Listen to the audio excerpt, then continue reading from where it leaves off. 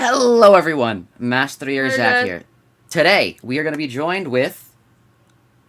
What's up? I'm Alex. And me! Yeah. Yippee! But yeah, Cheeky Cheldos and Alexiel are gonna be here, and we're gonna be preparing for Limbus Company Canto 9. It's honestly a lot sooner than I necessarily am prepared for.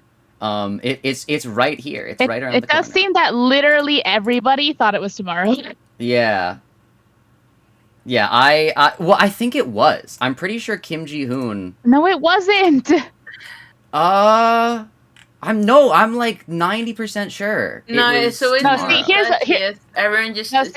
Here's what happened. So every single update is a day earlier than it says in America time because Korea time is a day earlier, is a day in the future. And most of the time people get that. However, I think because the 31st is like a really significant day, people like thought New Year's and then they didn't think any further. So yeah, literally everyone thought it was tomorrow. Also Limbus normally updates tomorrow, but today it's updating today. I thought it was. Hold on, no, because I'm pretty sure. No, it's always been the 30th. It has. But it's just, yeah. It's just that Limbus normally updates on a Wednesday, and then for this one single example, it's on a Tuesday. Oh, okay. But yeah, hello everyone. We're just gonna jump right in. We're gonna be doing a lot of things today. We're gonna be reading Hellscreen. We're gonna be doing the bingo. I forgot to put reading Hellscreen in the title. That's probably the most important thing, huh?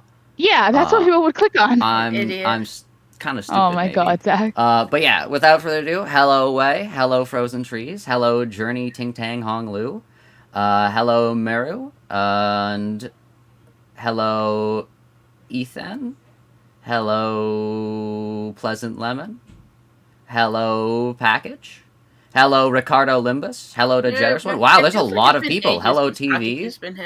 Hello, Agent 33. Wow, okay. All right, wow. Yeah, everyone's ready for Canto 9. Yippee. So many people are going to see my peak. True. Yeah, dude. I saw a sneak peek of Peak. Peak? Like the hit game, Peak? From the developers' Peak? The developers' Peak. I don't remember. Like the Brothers Grimm. True. So no, you guys are wrong. Hold up, I found it. You guys are actually wrong. I double checked. I entered the matrix. Scheduled update date changes before 2026 January 1st Thursday at 6. After December 31st. No, that's like a different announcement. That's because the holidays. But basically the announcement date for Canto 9, like in the trailer, was always today. I don't think it ever had an announcement date in the trailer. Yes, it did. Oh, I never saw it. Yes. Who cares? The point is. Oh no. Anyways, open Photoshop back up. But yeah, we're gonna be doing a Canto 9 bingo. We've got all of the spaces or things that Cheeky thinks might happen or might be eligible for a bingo. Hey, don't pin them all on me. Don't pin it all on me, even if it's true. But we're also going to be taking some from you guys. TV. So we don't want to spoil Zach on that particular plot twist. We want to see if he figures it out. Uh-oh. What particular plot twist? Well, you can't tell me. Yeah, that's true. I'm stupid? We want to see if he figures it out. We want to see if he can beat a lore YouTuber. If he can beat the Fray, the lore YouTuber. The Fray. The Fray. I mean, like, that's a word. Like, I wish I knew a The Fray song. The Fray. So that I could hum it. There's the one that plays in Scrubs. How to Save a Life. Dude, when I was like 13, that one. When I was like 13, I watched an A&V of South Park to that song. I had a brief period of time when I was 13 where like South Park was my special interest, but I didn't get into all the weird. I never knew about this, by the way. That's crazy. It was my first time watching something like edgy, so I didn't even know you watched it. I watched it briefly when I was 13, so I I watched every episode but in a completely random order, but I'm pretty sure it was like every episode that was out, because after a while, every single time that I clicked on a random episode, it was one that I'd seen. Wait, so you funny Family Guy shorts your way into watching all of South Park? Yeah, when I was 13.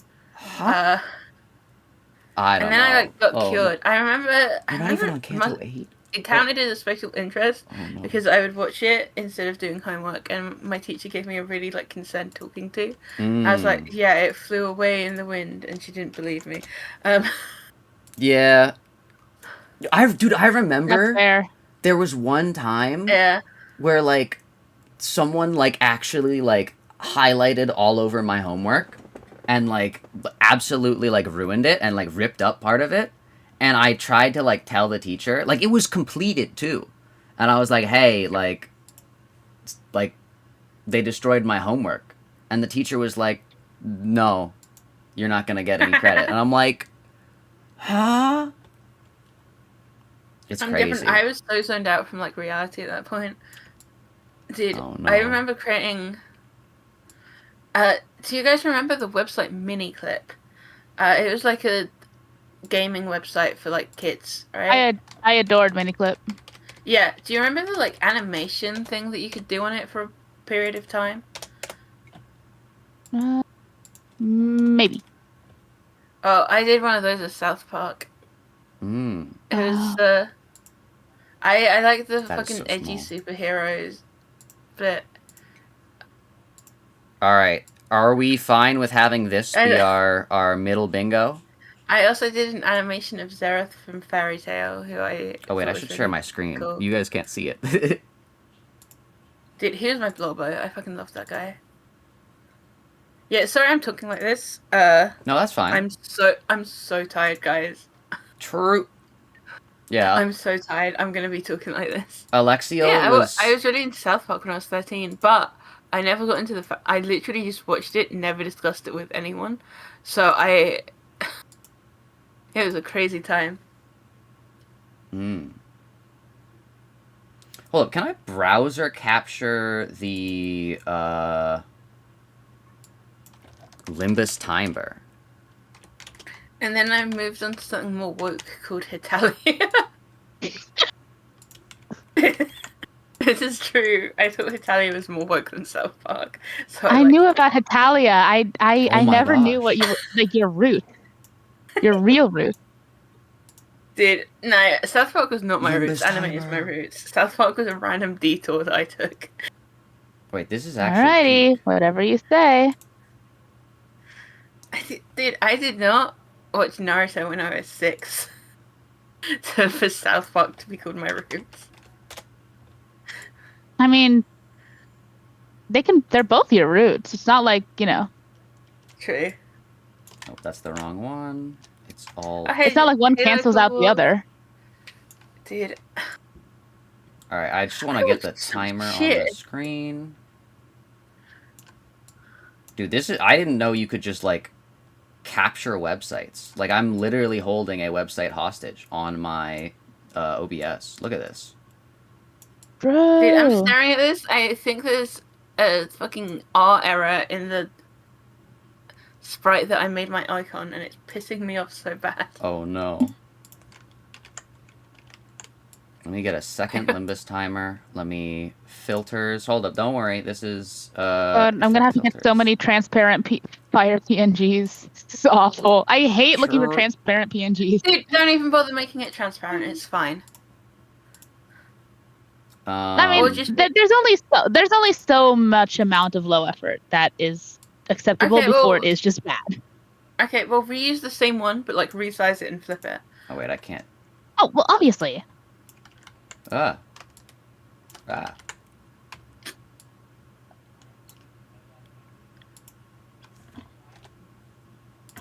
trying to get it so the text is actually visible on screen. It's not visible enough? Yeah. Zach put a black box behind the timer. That's actually smart. Should we have a bell ring in case Zach loses the plot? Oh, no. Oh, no. Alright, filters. I'm gonna remove the color correction. I think, yeah, I could just put a black box behind this. But I really want to get, like, a... Hold up. Can I copy this, paste this? Can I, rename this to Limbus Timer 1? And then it does... Oh, it updates the other one. Dang it. Because if I could just have these two be, like, the same thing, then I could offset one slightly, and then that would... Does it happen in... How many... What is the timer? Limbus That's Timer. when, yeah. No, but like how long? 1 hour, 18 minutes, and 9 seconds. 1 hour? Yeah. Yeah. What? What do you mean, Yeah. I what? thought it was at 11. I thought it was at 11 my time. This is why we were like, Cheeky, where are you? Yeah, you didn't look in. Hours. Guys, where's What? Cheeky? Wait, Where's no, Cheeky? I did it. I thought it was 2+ hours. Oh, no. Oh my god. Okay. I am, like, almost done. It's fine. Uh-oh. Do the Oh, bingo, hey. like, then. Do the bingo in, like, 10 minutes, and then, Please, I'll Okay, staying yeah. up I'll till help you 8 back. a.m. But I'm too old to be staying up till 3 a.m., so I'm suffering. How are you too old to be staying up till 3? Like, that's, like, you could just do that. It's easy. This guy. You can just This not guy's not too old go to stay. sleep. And because time is real lack. I'm so tired. I woke up early this morning and I didn't take any naps. Because I'm an idiot. That might do it. The black square. Whoa.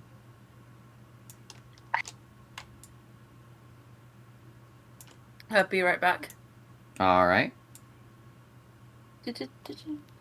Alright, there we go. And then we can do filters, opacity, and then we should be good. Color key, opacity. That whoever suggested black box, you're goated. This looks okay, too much opacity. This looks like professional. This is goated. Kim Ji-hoon's gonna walk in here and be like, this is peak. Look at that. Okay, you know what? I think I am going to take Alex's advice and do something really stupid for the final thing. All right, chat. Baby Ryoshu in the middle. Ryoshu Baby is going to happen, chat. Ryoshu Baby is going to be real. Like we already know this. It's a guaranteed. So we've already got. Dude, Cheeky says free. Wait, hold up. Cheeky. Yeah. Why did you put free space ugly baby? Did you not see the trailer? I think the middle might be after you after that one, Cheeky. I think the middle like is gonna. I don't know. I don't want to put that on there. We can. Oh my gosh. Are we gonna have a bonus Oh my god! section? Be funny. Okay, I'm back. Be funny for once in your life. The Zach. middle's gonna kill us, Cheeky. What do you mean for once in my life? Hold up. I'm hilarious. Well, don't be lame. Come on, man. Yeah, don't be cringe. I think. Hold up. Let me add a bonus section. There's no way Zach is actually censoring ugly baby. We're gonna censor No. ugly baby so the middle doesn't. No, I'm kidding. I can do ugly baby. I just need to make a bonus section. Hold up. Let me. Because I forgot that there can be bonuses in bingo. Alright, this is also the official Mast3r Zak community bingo. Why is the text behind? Hello? Bonus. Alright, what well I'm way ahead of myself. We don't need to get the bonuses before we get the actual squares. Hold up. Alright, we can do ugly baby. We can do ugly baby. There's the ugly baby star, chat. The free space is ugly baby. Everyone jump the one that put ugly baby. Oh no. But yeah, alright. Next, what do we want? Do we do Photoshop when it zooms in. Alright. What do we wanna put Cheeky Cheldos's suggestion of mommy as one of the squares? No, Zach, Mommy is the. You know where it says bingo at the top? That's what mommy is said. Oh, I see. I get it. So we put MOMMY. Oh, I get it. Zach, we did this for every single level bingo. Well, it's Mast3r Zak, so. What? we'll, like, hold up, let me get some music. Shout out Jay the Amazing for the Zak theme from Order of the Undead. I'm on IMDb now, chat. Did you know that? It's crazy. Zak, why must we be Zaklings? Because you guys are Zaklings. Like, that's what you are. M-O-M-M-Y. No, it is all three is. Oh, no. Yeah. Alright, let's center this. Mommy.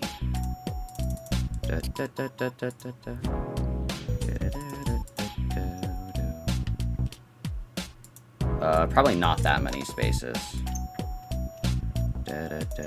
Actually, I'm doing this in a stupid way. What I should do is count how many spaces it takes for one letter to get to the next, and then extrapolate based off of that, and then just copy and paste that. That's not how you spell You can just write it and then use the settings to make the space between the letters big. That's true. Chat, when the update drops, does it have a long loading time? 4, 5, 6, 7, Yeah, it will, 8, surely. 9, 10, Okay. 11. Then I think we can lock in and read fast. We'll do 10. And then bam, bam, bam. God, I'm funny. Mommy. There we go. Brought to you by Cheeky Cheldos. Alright. It'll take a minute to be downloaded. Oh no. Free me from this accursed vessel. Oh no. Are you taking viewer suggestions? Yes, we will be. If we decide that, like, one of these, like, does not, like, Cheeky Cheldos had a flop, then we can choose something else. Also, you guys can, Cheeky Cheldos never flop. you know, what was I gonna say? You can also, say, like, because there's more than enough bingo squares. There's more words than bingo squares. Also, what does, remember sword mean? Oh, you know how Heathcliff has the remember bat? Mm. So it's because, and Ryoshu has like hints about having issues with her memory. So it's like the sword is connected to that. So it's the remember sword. The remember sword. Okay, what do we think about that, chat? Also, we're gonna have the bonus over here. Roland is Ryoshu's abusive father. No viewer suggestion? Yes, viewer suggestion. Well, now that one is so that one is my bonus one. You know how Shishun is the Sancho baby was the bonus one? That is the bonus one. Oh, this is the I will delete my channel. Do me a favor and reread how you spell Ryoshu's name. Like, what's the first vowel in it? Why? The first proper vowel. Why is a proper vowel? I will die on this hill. It's a part-time vowel. No, why is a full-time vowel? They just discriminate against it. Why is the blood fiend of the alphabet? Okay, what's the second vowel? Oh. Okay, and how do you say her name again? Ryoshu. Oh. Ryoshu. Ryoshu.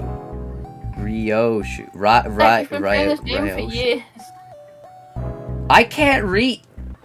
I don't read the middle parts of words. Everyone else says Ryoshu.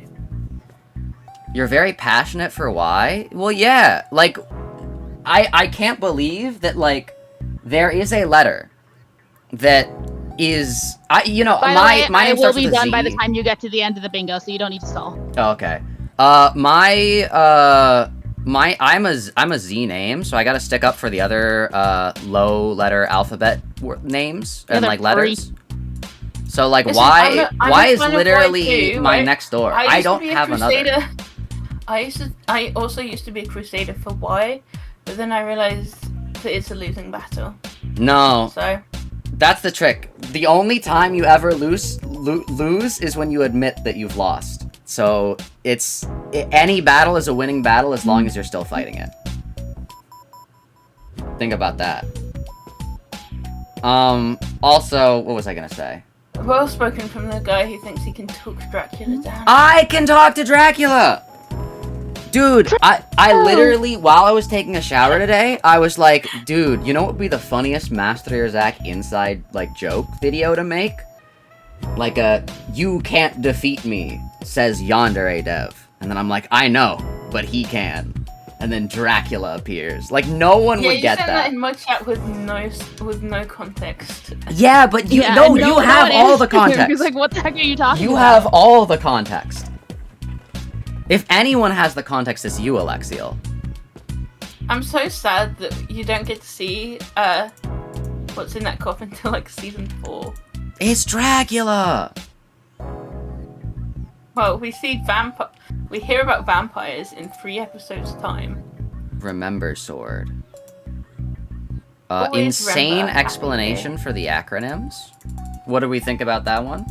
Any battle is a winning battle till you roll all tails on 45 SP. Yeah, well, that's never happened to me. By insane, I mean, like, in the book, Queequeg was not a native English speaker, and so Queequeg spoke in broken English, and then the way they chose to translate that into ProjectMoon is that Queequeg was chased down by the middle and gave herself a lobotomy. Ah. That's what I mean by insane explanation. Damien's Japanese friend. You know what? That one is staying. That one is staying. I want to add something to this. Oh my god. I want to add Damien's the son. Because it's going to happen. What? I really do need to make that video, but I think that would be a separate one. Yeah, I also already have that. I'm pretty sure I already have your stupid theory as to having a win. It's literally going to happen, Cheeky. How do I make an image grayscale? That is a really good question. Hang on, Sinclair Alex, main character moment. That should be the star at this point. Li Hang flashback for one of the squares. I think that's just gonna like happen. Make this image grayscale for me. Cause like. How? What? What image am I making grayscale? I don't know how to do that. I'm doing it. Oh, okay. I feel like there's no way they don't, like, explain how Li Hang, like, knew Ryoshu. Like, I don't think they get... Huh? I don't know. Like, they gotta at least, like, bring him up. He gets a mention of... Actually, you know what? I think I'll be good adding that. Ricardo. I think Ricardo. I think that should be a square. Zach, what is this? What is the prediction? Ricardo. Ricardo is not a prediction. Ricardo. That's a prediction. If Ugly Baby can be a prediction, Ricardo can be a prediction. No, Ugly Baby is like that's iconic. a boring prediction. I have to take things from chat. They said Ricardo. This is supposed to be funny. It's like saying Ryoshu will get Gebura's thing. Like, yeah, okay, probably, but that's boring. But like Ricardo, I think it's funny, but okay, fine. Doesn't matter. All right, it's a boy. Remember, once again, I do not need you to stall. Well, I'm not stalling. I'm trying to. No, I'm just reminding. You guys can go through this as fast as possible. Cheeky, I sent you the grayscale. Okay, what do you want? Also, I was gonna suggest that instead of using this image, you'd use a different image, but then I realized that you did use it. She's here to see the Inferno. This is just like Cheeky's fan. Evil Knight! Wait, no, I don't believe in Evil Knight anymore. Evil Knight is staying, Zach. Yeah, fine, we can have Evil Knight. What if there is an Evil Knight? What? If there is an Evil Knight. Okay. Yeah, that's... What? Well, not... The Evil Knight used to be the what's his name? The... Zach, you can do whatever you want. Oh, okay. True. You can... Alright, chat, today we're gonna be playing the blueprint... No, I'm kidding. Someone not blue uses the Mark of Cain. You know what? I think that's a good one. I'm blue, da ba dee da ba da da ba dee da ba da ba dee da ba da. Dude, I can't wait for like the blue people to like come back. I need to see like interactions between like Sansone and like Grim. Like, what do they talk about? Imagine those two having like a cup of tea together. Yeah, that's what I'm saying. How do I fit this in here? Ah! Spacing. You know what? It's just gonna stay like that for a little bit until I figure it out. We'll make it look better. Sancho has a Sans ego? What's the it's a boy context? The Ryoshu Baby. I feel like gambling on a 50-50, I'm not gonna put in the Don't you dare, Zach. Everyone thinks it's a girl. If I'm right about boy, I freaking win. Literally everyone thinks I can add that in bonus, but like even like I feel like it's just gonna be disappointing if like we get everything else on a row and then it's like Zach, that's what bingo is. Yeah, but like you want to win. Zach, I don't know. I bet Zach just thinks it's a girl. I mean, kinda. Seeing what we got for to be fair, the announcer could be bait. You know what? You're right, Cheeky. The announcer could be bait. There's no way she gets on the bus after this. She's there to see Inferno. This is just like Cheeky's fanfiction. What is Cheeky's fanfiction? Her child in the book is female? Well, yeah, but Ryoshu's a guy in the book. Yeah. So... Yeah, Ooh. You would have experienced it. Unfortunately, I was in the hospital for like 5 hours. Hold up. I'm fine. Hold up. So I Wait a wasn't able second. to show it I to you. have one to add. I have one to add. Ryoshu spouse reveal. Think about it. Ryoshu spouse reveal. Are we gonna see who is the other parent of the Ryoshu baby? I mean, yeah. Oh, you know what? I'll entice it even more. Ryoshu wife reveal. Oh my god. No, Ryoshu did not get a wife. She did not get in vitro fertilized. It's I don't know. It's the city. You think she had the freedom to get a wife? In that freaking place? Yeah. Oh, that's like so much darker. Yeah, yeah. I don't know, man. I don't know. Also, the second I put Ryoshu wife reveal, we lost like 10 viewers. Can't believe it. How did you have more than 10 viewers to begin with? We had like 20. Well, I think we peaked while Alexia was talking about South Park at like 27. Oh damn! Do you want me to talk about South Park again? Oh. Missing obvious trigger warning. No, they're gonna have the clown. This is when the clown shows up. All Blood Fiends always has been. There is literally no way they aren't missing an obvious trigger warning. It's gonna be amazing. Yeah. All Blood Fiends always has been. I hope it's worse than Kanto 8.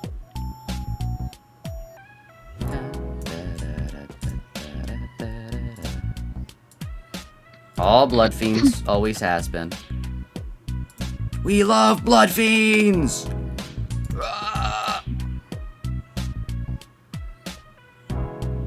Okay, I'm done. Okay, this is more important than the stupid bingo. Let's say. She redemption arc? I don't even know who those guys are. Abnormalisize! Yes! Yes! We are putting this on the thing list. is way more important than the stupid bingo. No, I still need to send it. Just finish with the bingo, but fast.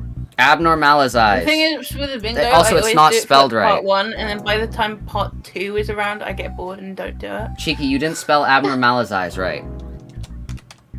Because you don't know how to spell, so you didn't follow English grammar rules. Abnormalisize. No, I'm following English grammar rules. English grammar rules. Yeah, that would not be how you. dumb. The way you thought is not how you would is not how one would spell abnormalisize. Abnormalize. She, yeehaw, true. Oh, you mean that's the she. Like, I thought the she was like a... No? No. The fucking The She Association. Yeah. I don't know who they are. They've been Who cares? It's not about you. Oh. Yeah. I'm doing Hell is Real. Yeah. Hell If is needed, real. you could probably combine She's Here to See the Inferno and Hell is Real, because like why else would Hell be real? True. Hell is real. Blood is fuel.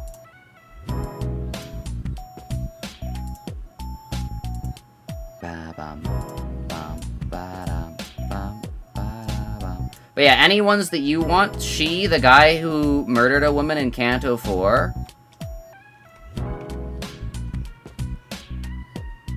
Oh, yeah, the assassins. Okay, I remember that. Yeah.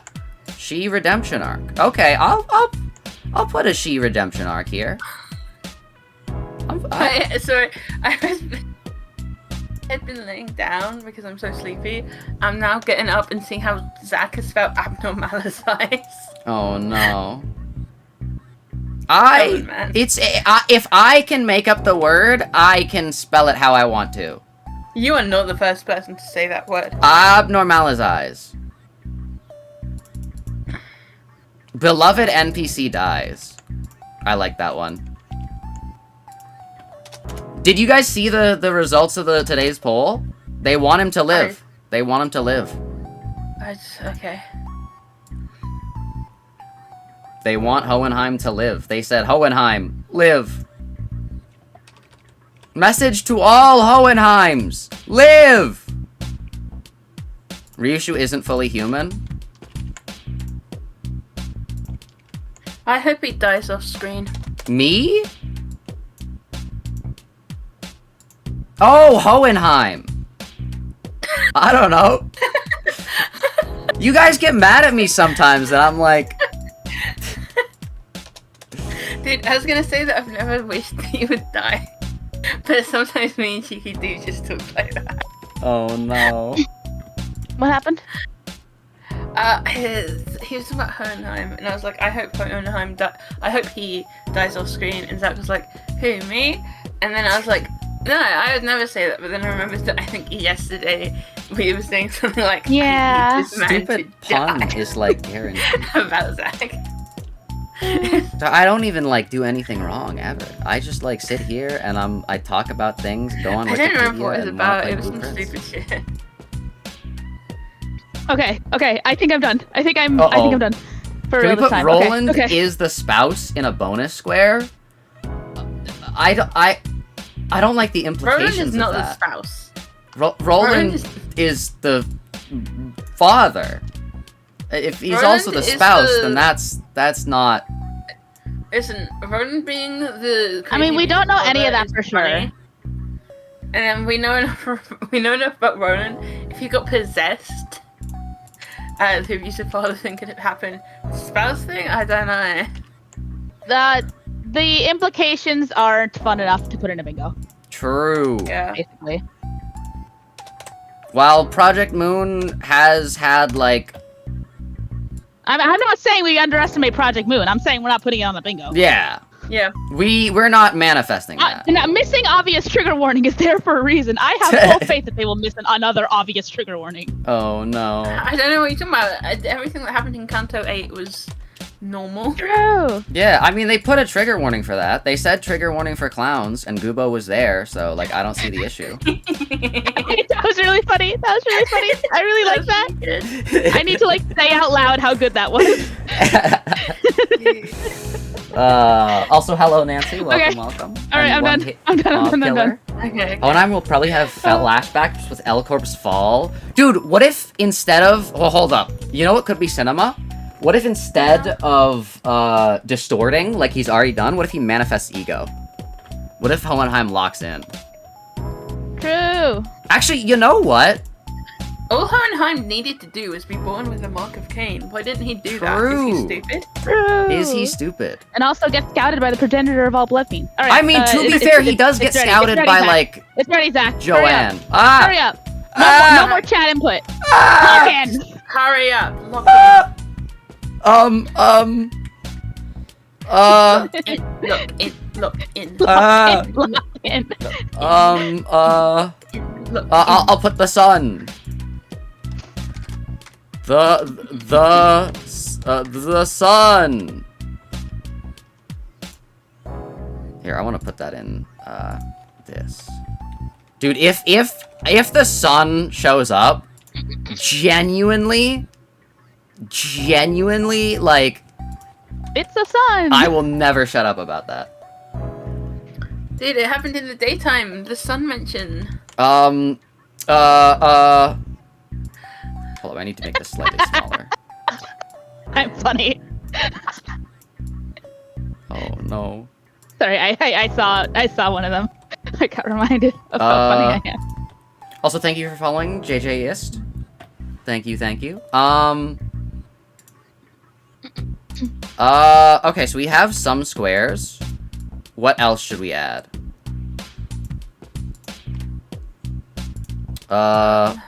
Okay, I'm also realizing that the placement. We should probably not have all Blood Fiends always has been in the same row as Ryoshu isn't fully human, because that would just be a free. Okay, I don't give a shit. Okay, about Zach, Ryoshu is not a blood fiend. She could is be a just damn fire. not a blood fiend. She could be a damn fiend. Whatever. We're not doing this. Go. Who gives a fuck? Who cares? Who cares? Let him do what he wants. Ryoshu cries. Ooh, actually, hold up. This would be crazy. Ryoshu I just want Sinking ID. Ryoshu Sinking Zach, ID. health screen takes and Huh? probably more because you're going to be commenting. Huh? Health screen takes an hour to read and probably more because you're going to be commenting. Yeah, hurry. Ryoshu Sinking ID. Boring! Are you insane? Cheeky, I do not give a shit if they're boring or not at this point.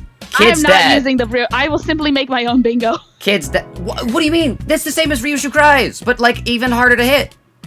Go ahead, do what you want. Kid's dead. Also, you realize Ryoshu's, hang on, I have to point out. You realize Ryoshu's seasonal ID is not gonna show up for like months after the Kanto, right? That Yes. has never stopped either of you from making those things on the bingos before. This is Kanto 9, by the way. Show me Moses. Thanks, Zach.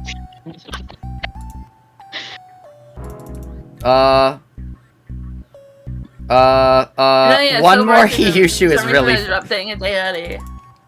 Huh? Don't even worry about it, Zach. Is the pinky on there? I feel like the pinky's like guaranteed. Oh my god, we're not putting the pinky. Guys, we're not putting anything that's A, guaranteed, B, super boring, or D, or T, not gonna happen for months. Except for the Ryoshu Singing ID. The trick is the Ryoshu Singing ID could be her. Oh, who gives a shit? Well, Fine, whatever. Cheeky. The Ryoshu Syncing ID could be because each Whatever. each sinner usually gets 2 IDs per their canto. It could be her We don't care. beginning. I do. Her beginning one is Drifting Blade. We don't care. Oh, it's drifting. I do not Blade? care. One more Ryoshu is canon. They're gonna save that No, for it's not. Hurry up. the things. We need 3 more squares. This is just like Shiki's fanfiction. How is that already there? I mean, we don't need to start at launch, come to think of it. Like, we could just delay by like 20 minutes and it would be fine. This is just like Shiki's fanfiction. Zach, I've said it. She gets a second burn ID. No, that's gonna. Oh yeah, There is Limbus no 911. Is that on point here? IDs. Limbus 911 is on the list. Yeah. Limbus 9/11.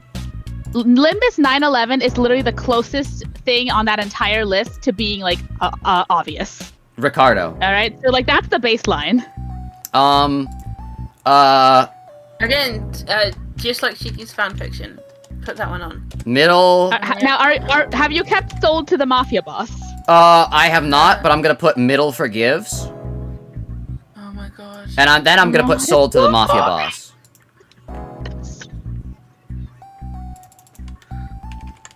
I'm sorry. We with time. I've been saying one several times in a row, and Zach's like, the middle, it has to forgive. Wait, what have you been saying?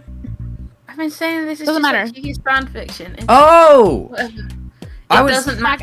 I have a fanfic where I jokingly predict what happens in Kanto 9. All right, reference. I'll remove Ricardo, and No, I you don't need to Yes. You are done. It is done. Shiki's fanfic. Done. Shiki's fanfic. Wait, Chiki, Perfect. does she get sold to the mafia boss in your fanfic? No. Okay. All right, we have our list. This is the Kanto 9 bingo. We're gonna be. This is the official Mast3r Zak community Kanto 9 bingo. I don't know what like any of these mean. So we're gonna win. Yep. Send it in the Okay. Discord. Yes. Also, everyone in the stream, join the Discord so you can get the access to the Kanto 9 bingo. Yippee. All right, export. Okay, now We Zach, do this I on have Photoshop and not on one of the bingo randomizer sites where you can like have all the things but arranged differently. Yeah, but we all want to have the same bingo. Gosh. It's a community Gosh. bingo. Josh.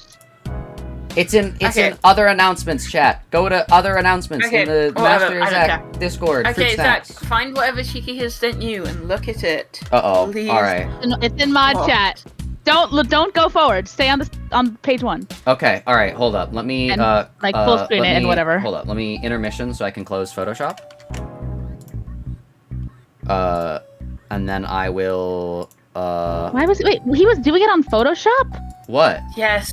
Oh, don't worry, guys. We're only gonna do like one node, so when it's over, I will make my own bingo thing What? and put it on Bingo I- Baker. Put it in the chat, and then I will continue. I thought I did good. Aw. All right, chat. It's just because why would you not make it on Bingo Baker? Anyway, I didn't realize. Cause you like children die. actually, wait. Let me make a title page. Hang on. It's by Quito. title No, don't worry. It's just a blank thing for now. Oh, it's a We'll blank. get No, ready. it's Quito. He's already here. He's on screen. Oh, screen. There. Okay. Oh, wait, hold up. That's my title page. Oh, hold up. I don't see a title page. I can't go back. Hold up. Oh, there we go. L I screen. can't go back. Ah! It's so bright. Sorry. Okay. Why is Quito here? Don't worry about it. Yeah, don't worry about it. It's fine. Okay. Is it like full screen? Yes. Okay. When I say turn page, you will like go to the next slide. Yes. Okay. Alex, are we gonna like take turns, or is it just me? Yeah, we can take 10. Do you guys want me to turn down the volume of the We know background already music? that I'm voicing that one kid, right? Here, I'll turn it down. Of course. Hold This on, let me ain't the find it. book. There we This go. is the book. Audiobook style. We're gonna be listening. and Yeah. everything. Okay. Okay, you go first. Wait, shouldn't we pull Okay. the book up so that people can like follow along? No. Why does Zach No, have we 40 viewers? We have visuals. Because I'm We have goated. visual aids. We're reading We have Hell's visual Screen. aids already. We don't need the book. Okay. True. Okay. Yeah, hello, last of the all right. Watchalong. So Welcome, turn welcome. page. Go to the Oh, first one with Quito. Go to the first page. Yes. Okay. We ready? Yeah. Hell Screen by Ryunosuke Akutagawa. I am certain there has never been anyone like our great Lord of Horikawa, and I doubt there ever will be another. In a dream before his lordship was born, her maternal ladyship saw the awesomely armed guardian deity of the West, or so people say. In any case, his lordship seemed to have innate qualities that distinguished him from ordinary human beings. And because of this, his accomplishments never ceased to amaze us. You need only glance at his mansion in the capital's Horikawa district to sense the boldness of its conception. How shall I put it? Its grandeur, its heroic scale are beyond the reach of our mediocre minds. Some have questioned the wisdom of his lordship's undertaking such a project, comparing him to China's first emperor, whose subjects were forced to build the Great Wall, or to the Sui Emperor Yang, who made his people erect lofty palaces. But such critics might be likened to the proverbial blind men who describe the elephant according only to the parts they could feel. The index! It was never his lordship's intention to seek splendor and glory for himself alone. He was always a man of great magnanimity who shared his joys with the wider world, so to speak, and kept in mind even the lowliest of his subjects. The other I think I mean fingers! Yeah, up. we do like one giant paragraph each, yeah?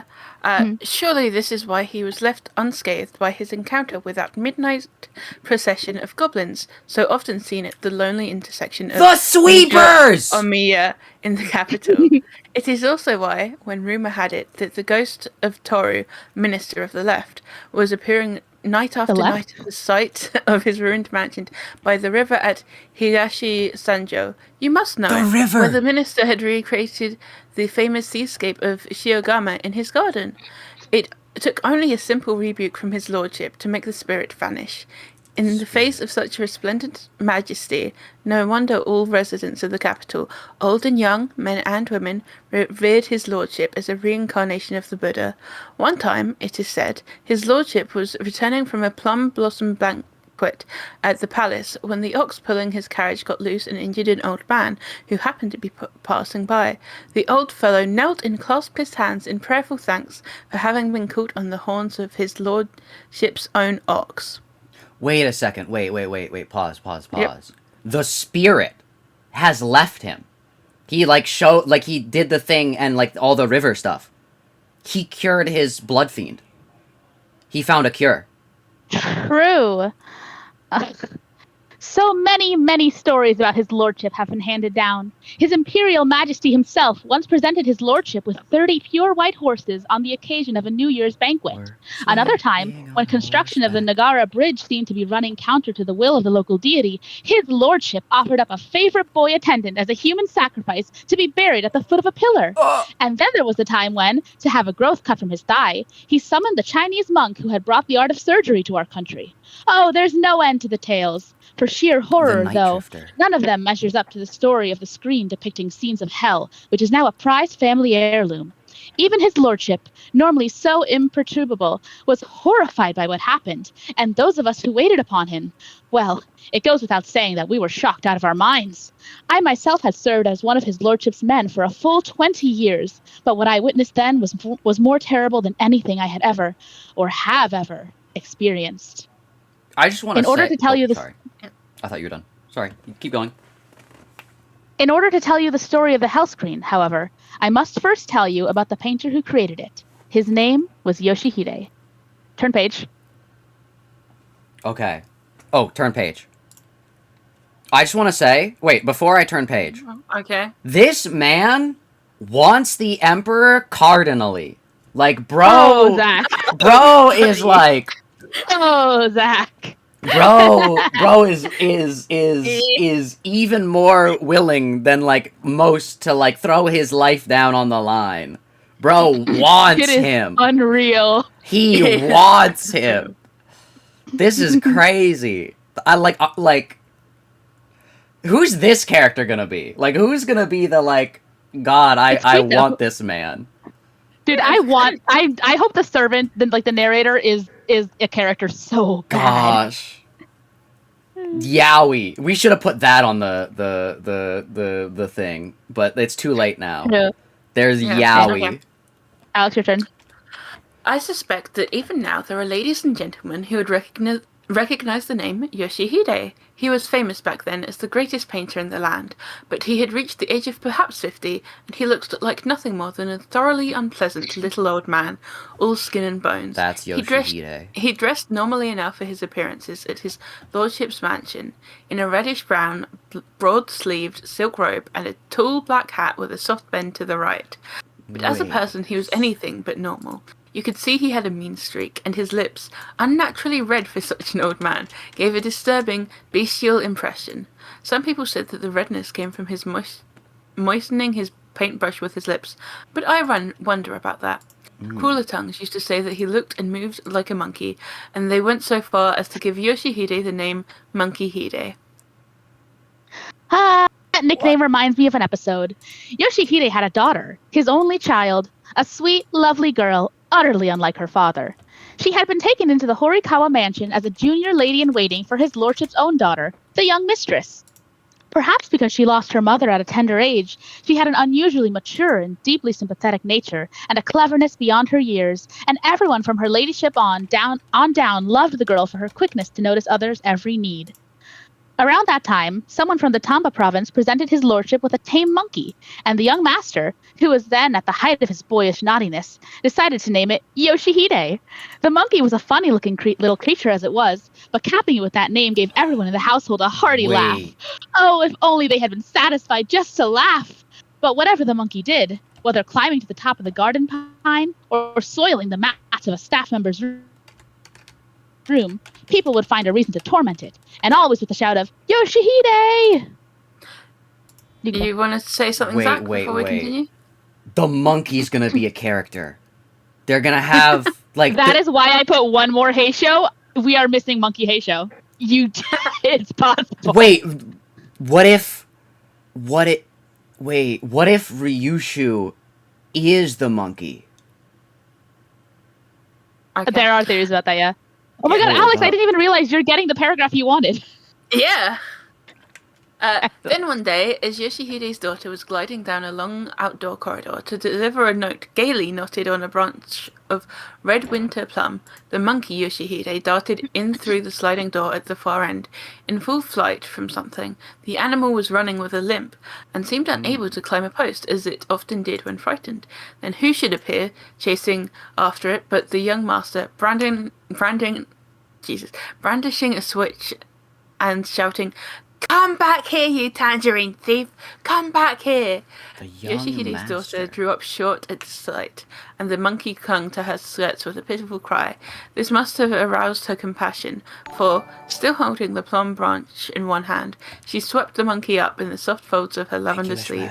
Then, giving a little bow to the young master, she said with little clarity, "Forgive me for interfering, my young lord, but he is just an animal. Please pardon him." Temper still up from the chase, the young master scowled and stamped his foot several times. "Why are you protecting him?" he demanded. "He stole my tangerine!" He's just a blood fiend. Hold up. Also, the 41 viewers, hello. If you're enjoying this, like, subscribe, join the Discord. Wink, wink. Anyways, continue. "He's just an animal," she repeated. "He doesn't know any better." And then, smiling sadly, she added, "His name is Yoshihide, after all. I can't just stand by and watch my father being punished." This was apparently enough to break the young master's will. "All right then," he said with obvious reluctance. "If you're pleading for your father's life, I'll let him off this time." The young master flung his switch into the garden and stalked back out through the sliding door. Switch has, like, switchblade? What? Like a whip. Oh. Turn page. Roland. I did. Roland. After this incident, Yoshihide's daughter and the little monkey grew close. The girl had a golden bell that the young mistress has given her, which she hung from the monkey's neck on a pretty crimson cord, and he, for his part, would almost never leave her side. Once, when she was in bed with a cold, the monkey spent hours by her pillow, biting its nails, and I swear it had a worried look on its face. Then, strangely enough, people stopped teasing the monkey. In fact, they began treating it with a special kindness, until even the young master would occasionally throw a persimmon or a chestnut, and I heard he once flew into a rage when one of the samurai kicked the animal. Soon after that, his lordship himself ordered the girl to appear before him with the monkey in her arms, all because, in hearing about the young master's tantrum, I am told, he naturally also heard about how this girl had come to care for the monkey.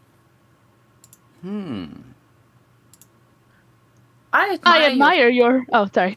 You do. I couldn't tell you paused me. You do his lordship better.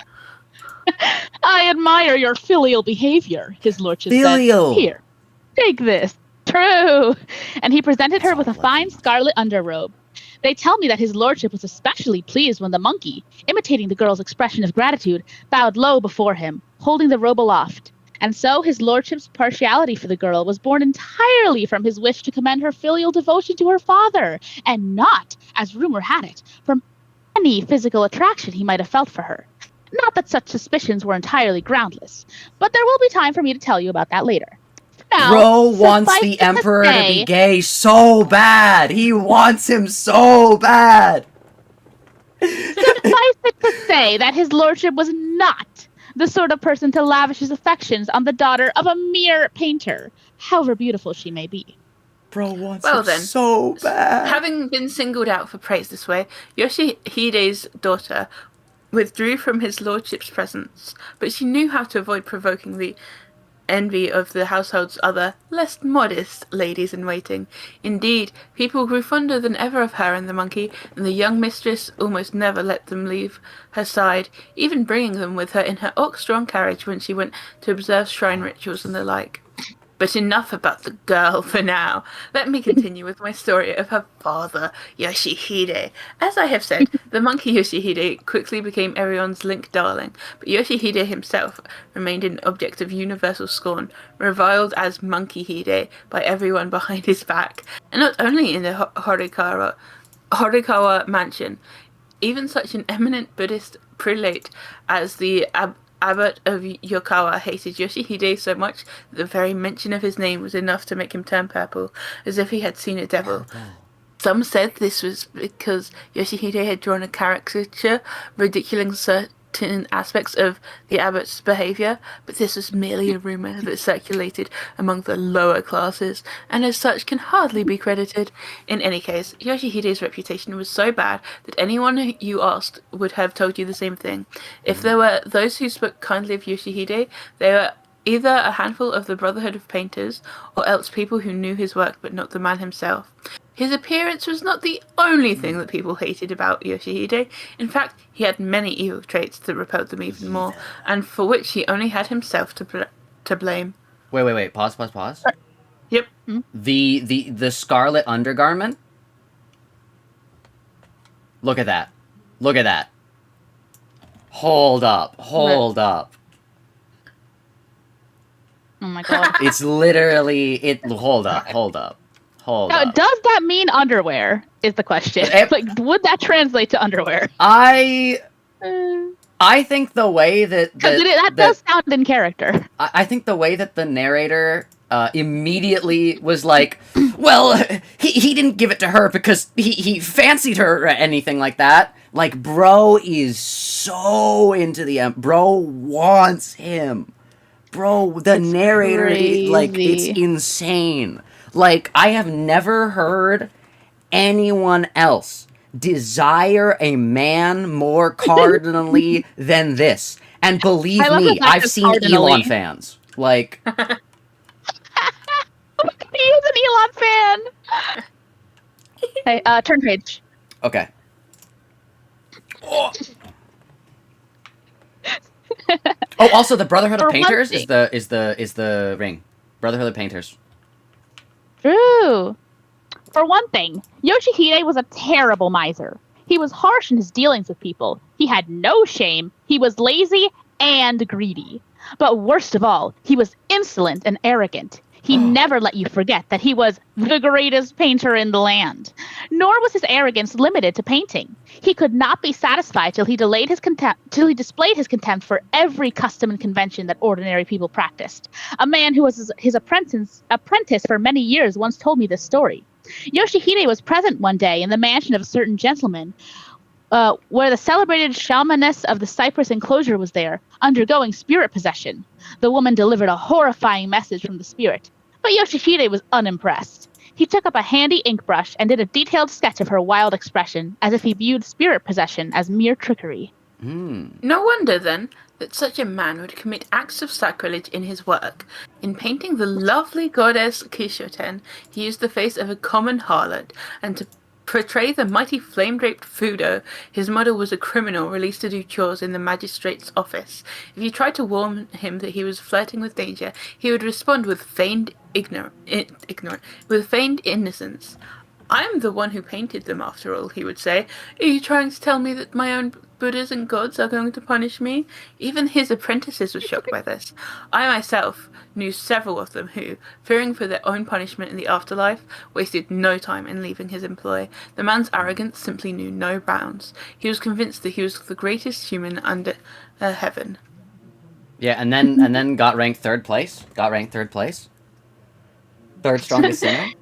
Also, It goes without- before you continue, Cheeky, I just want to point out to everyone watching, look at the work. I remember seeing earlier some screenshots for this because this was a surprise. I didn't know that this was happening, but I remember seeing some screenshots and I thought they were like unrelated. But like Cheeky did all of the like sprite editing for this, like, and all the like scene making. Like, look how good this is. Look, there's like shadows.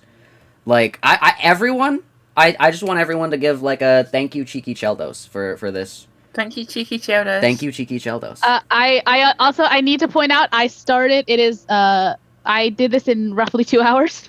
Yo. Yeah.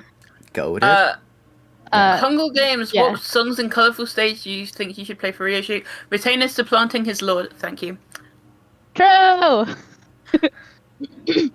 It goes without saying that Yoshihide lorded it over the other painters of his time. True, his brushwork and colors were utterly different from theirs, and so the many painters with whom he was on bad terms tended to speak of him as a charlatan. They rhapsodied over the work of old masters such as Kawanari or Kanoaka. On moonlit nights, you could actually smell the plum blossoms painted on that wooden door, or you could actually hear the courtier on that screen playing his flute. But all they had to say about Yoshihide's work was how eerie and unsettling they found it. Take his 5 levels of rebirth on the Ryugaiji Temple Gate, for example. When I passed the gate late at night, one said, I could hear the dying celestials sighing and sobbing. That's nothing, another claimed. I could smell the flesh of the dead rotting. And how about the portraits of the household ladies in waiting that his lordship ordered from Yoshihide? Every single woman he painted fell ill and died within 3 years. It was as if he snatched their very souls from them. According to one of his harshest critics, this was the final proof that Yoshihide practiced the devil's art. The devil. But Yoshihide was so perverse, as I've said, that remarks like this only filled him with pride. When his lordship joked to him one time, for you, it seems the uglier the better. Old Yoshihide's far too red lips, spread in an eerie grin, and he Why is he looking replied at a man's lips? imperiously, Yes, my lord, it's true. Other painters are such mediocrites. They cannot appreciate the beauty of ugliness. I must say, greatest painter in the land or not, it was incredible that he could spout such self-congratulatory nonsense in his lordship's presence. Guys, it's like 2:30 in the morning here. In his lordship's presence. No wonder his apprentices called him Chira Eiju behind his back. You know, Chira Eiju, the long-nosed goblin who crossed over from China long ago to spread the sin of arrogance. Dude, but the red still, lips? Even Yoshihide, in all his incredible perversity, yes, even Yoshihide displayed human tenderness when it came to one thing. Put that picture of the Joker away, I will kill you. That's oh my god, that's the red lips. He looks like the goblin. Is that the red lips? The red lips. Turn page. I keep forgetting there's this monkey here. It keeps jump scaring me every time. Hyper realistic monkey.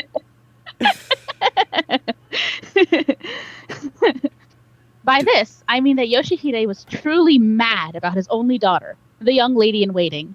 The girl was, as I said before, a wonderfully kind-hearted young creature, deeply devoted to her father, and his love for her was no less strong than hers for him. I gather that he provided for her every need, every robe, every hair ornament, without the slightest objection. Don't you find this incredible for a man who had never made a single contribution to a temple? Yoshihide's love for his daughter, however, remained just that, love. It never occurred to him that he should be trying to find her a good husband someday.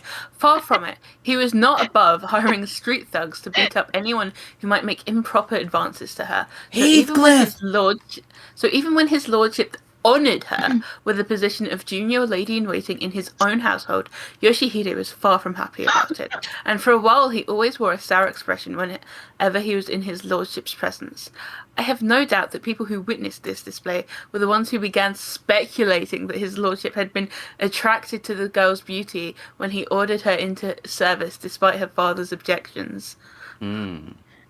Such rumors were entirely false, of course. It was nothing but Yoshihide's obsessive love for his daughter that kept him wishing to have her step down from service. That is certain. I remember the time his lordship ordered Yoshihide to do a painting of Munju as a child, and Yoshihide pleased him greatly with a marvelous work that used one of his lordship's own boy favorites as a model.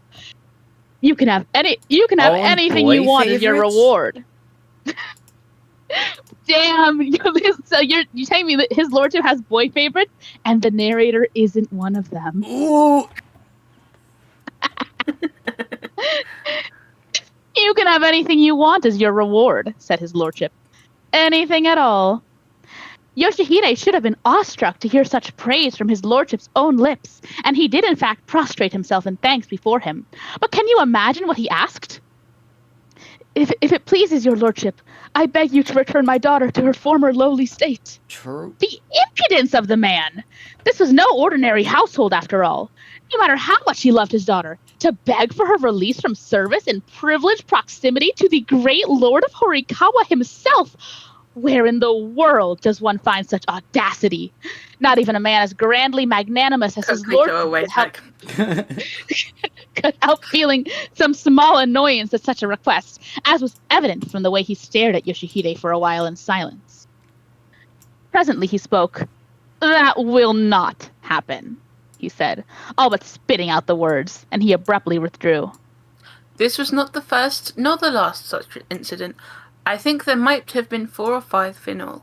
And put Quito away, Zach, I swear to God. And with each repetition, it seemed to me, his lordship gazed on Yoshihide with increasing coldness. The girl, for her part, seemed to fear for her father's welfare. Strange. Often she could be seen sobbing quietly to herself in her room, teeth clamped on her sleeve. Sinking. All this only reinforced the rumour that his lordship was enamoured of the girl.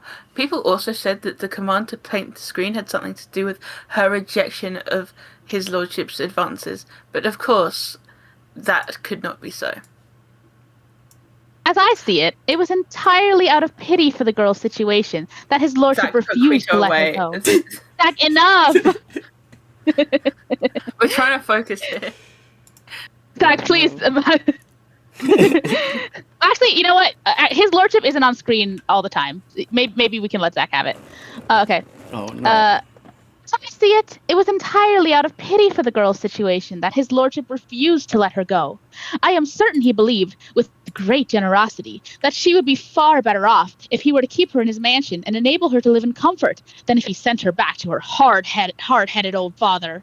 That he was partial to her, of course, there could be no doubt. She was such a sweet-tempered young thing. But to assert that he took his lustful pleasure with her is a view that springs from twisted reasoning. No, I would have to call it a groundless falsehood. At any rate, owing to these matters regarding his daughter, this was a period when Yoshihide was in great disfavor with his lordship. Suddenly one day, for whatever reason... Suddenly one day? For whatever reason, his lordship summoned Yoshihide and ordered him to paint a folding screen portraying scenes from the 8 Buddhist hells. Turn page. All I'm gonna say is Quito would much rather have the Emperor have his lustful gaze be on him instead. All I'm gonna say. Whoa! Sans undertake.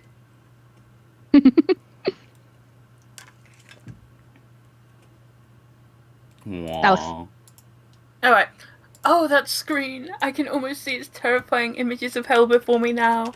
Other artists painted what they called images of hell, but their compositions were nothing like Yoshihide's. He had the 10 kings of hell and their minions over in one small corner, and everything else, the entire screen, was enveloped in a firestorm so terrible you thought the swelling flames were going to melt the mountain of sabers and the forest of swords. Aside from the vaguely Chinese costumes of the judges of the dark with their swatches of yellow and indigo put sans away, all you saw was the searing colour of flames, and dancing wildly among them, black smoke clouds of hurled India ink and flying sparks of blown-on gold dust. His alone were enough to shock and amaze any viewer, but the sinners writhing in the hellfire of Yoshihide's powerful brush had nothing in common with those to be seen in ordinary pictures of hell, for Yoshihide had included sinners from all stations in life, from the most brilliant luminary of His Majesty's exalted circle to the basest beggar and outcast. A courtier in magnificent ceremonial vestments, a nubile lady-in-waiting in 5-layered robes, a rosary-crushing priest intoning the holy name of Amida, a samurai student on high wooden clogs, an aristocratic little girl in a simple shift, a yin-yang diviner swishing his paper wand through the air. I could never name them all. But there they were, human beings of every kind, inundated by smoke and fire, tormented by wardens of hell with their heads of bulls and horses, and driven in all directions like autumn leaves scattering before a great wind. "Oh, look at that one," he would say, "the one with her hair all tangled up in a forked lance and her arms and legs drawn in tighter than a spider's. Could she be one of those shrine maidens who perform for the gods? And, oh, that fellow there, hanging upside down like a bat, his breast pierced by a short lance. Surely he is supposed to be a greenhorn provincial governor." Wait. And the kinds of torture we can't get hung up on this. And the kinds of torture were as numberless as the sinners themselves, flagging with an iron scourge, crushing under a gigantic rock, pecking by a monstrous bird, grinding in the jaws of a poisonous serpent. But surely the single most horrifying image of it all was that of a carriage plummeting through space. As it fell, it grazed the upper boughs of a sword tree, where clumps of corpses were skewered on fang-like branches. Blasts of hell wind swept up the carriage curtains to reveal a court lady so gorgeously apparelled she might have been one of His Imperial Majesty's own consorts or intimates. Zak. The bat pierced by a lance. It's fine. Okay. This is the shittiest of all the pictures. Yeah, but I'm trying to focus on the word, and he keeps putting moving don't things look at on the screen. No, because I want to see your pictures. The straight black hip length The hair, pictures are in my chat. whatever, flying upwards in the flames, the full whiteness of her throat laid bare as she writhed in agony. Every detail of the woman's form and the blazing carriage filled the viewers with an agonizing sense of the blazing carriage fills us with the hideous torments to be found in the hell of searing heat. The sheer horror of the entire screen, might I say, seemed to be concentrated in this one figure. It had been executed with such inspired workmanship. You'd think that all who saw it could hear the woman's dreadful screams. Oh yes, this was it. For the sake of painting this one image, the terrible event occurred. Otherwise, how could even the great Yoshihide have painted hell's torments so vividly? It was his cruel fate to lose his life in exchange for completing the screen. In a sense, the hell in his painting was the hell into which Yoshihide himself, the greatest painter in the realm, was doomed one day to fall. I am afraid that, in my haste to speak of the screen with its unusual images of hell, I may have reversed the order of my story. Now let me continue with the part about Yoshihide when he received his lordship's command to do a painting of hell. Bro, Third page. what is he on about? That's nothing there. Turn the page. I Shut did up. turn the page. Also, Okay. they should add me into one of these. I do pretty cool reactions. Wink, wink. Is this not the page, Shiki? Yes. Oh. Do I have to turn the page? You're So, No, I know you have ADHD. get out are off you the listening? screen. Huh? Yeah. Yeah, are you listening, Zach? Yes. Are you sure Thank you're you. listening and Yes. not just hearing a random word and then pulling up a random image? The narrator who is madly in love with the Emperor Okay, but we established that from the first paragraph, right? is talking about the Bro is drawing blocking my expert Ryoshu- image warping in the corner that with his Ryoshu. stupid timer. Oh no. That Ryoshu Anyway. drew the thing of hell. and Anyway, then the whatever. Pay carriage was on attention. fire. Whatever. I am paying attention. Okay. For nearly 6 months after the commission, Yoshihide poured all his energy into the 6 screen, months. never once calling at his lordship's residence. Don't you find it strange that such a doting father should abandon all thought of seeing his daughter once he's had starred on a painting? According to the apprentice I mentioned earlier, Yoshihide always approached his work like a man possessed by a fox spirit. In fact, people used to say that the only reason Yoshihide was able to make such a name for himself in art was that he had pledged his soul to one of the great gods of fortune. Shut the fuck up, Zach.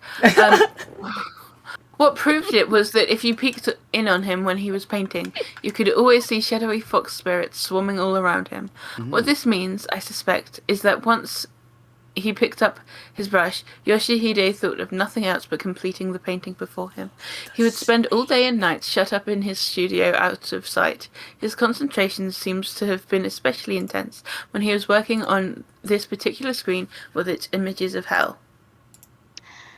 This is not merely to say that he would keep the lattice shutters pulled down and spend all day by the tripod oil lamp, mixing secret combinations of paint or posing his apprentices in various costumes for him to sketch. No, that was normal behavior for the working Yoshihide, even before the screen. In costumes by the Emperor. Remember, this is the man who, when he was painting his 5 levels of rebirth on the Ryugaiji temple gate, went out specifically to inspect a corpse lying on the roadside. The kind of sight from which any ordinary person would recoil, and spend hours sitting before it, sketching its rotting face and limbs without missing a hair.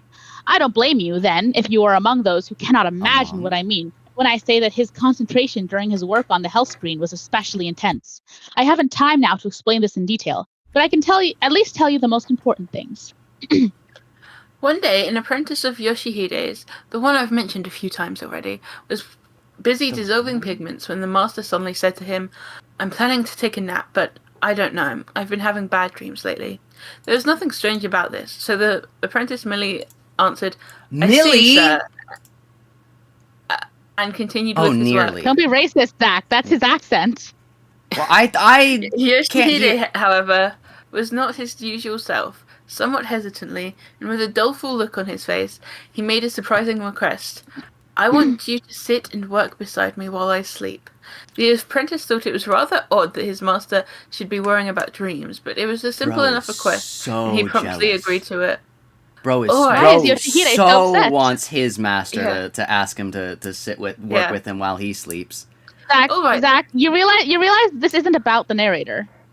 Yeah, but I just want to point out every time the narrator would be like, "God, I want the Emperor to ask me to sleep with him." Anyway, "All right then," Yoshihide said, still looking worried. "Come inside right away." He hesitated, and when the other apprentices arrived, he added, "Don't let any of them in where I am sleeping." Oh. You know how people stupid men that are fans of stuff will always complain "Oh, these stupid girls," and they're always all they want to do is ship yaoi. That's Zach. That's me. That's us begging Zach to do anything but ship yaoi right now. The first ever male Fushoji has been created. I think that's just gay men. Well, I'm not gay though. No, there's a male Fudanshi. That's a real thing? Oh no, I don't want to be that anymore. It's lame now that there's a word for it. Yeah. Inside meant the room where the master actually did his painting. And as usual on this day, the apprentice told me, its doors and windows were shut as tightly as the night. Drinking water. Hang on. Water, just like the thing that blood fiends can't. Shut up! In the dull glow of an oil lamp stood the large folding screen, its panels arranged in a semicircle and still only sketched out in charcoal. Yoshihide lay down with his head pillowed on his forearm and slipped into the deep sleep of an utterly exhausted man. Hardly any time had gone by, however, when the apprentice began to hear a sound that he had no way of describing. It was a voice, he told me, but a strange and eerie one. Turn page. Sinclair!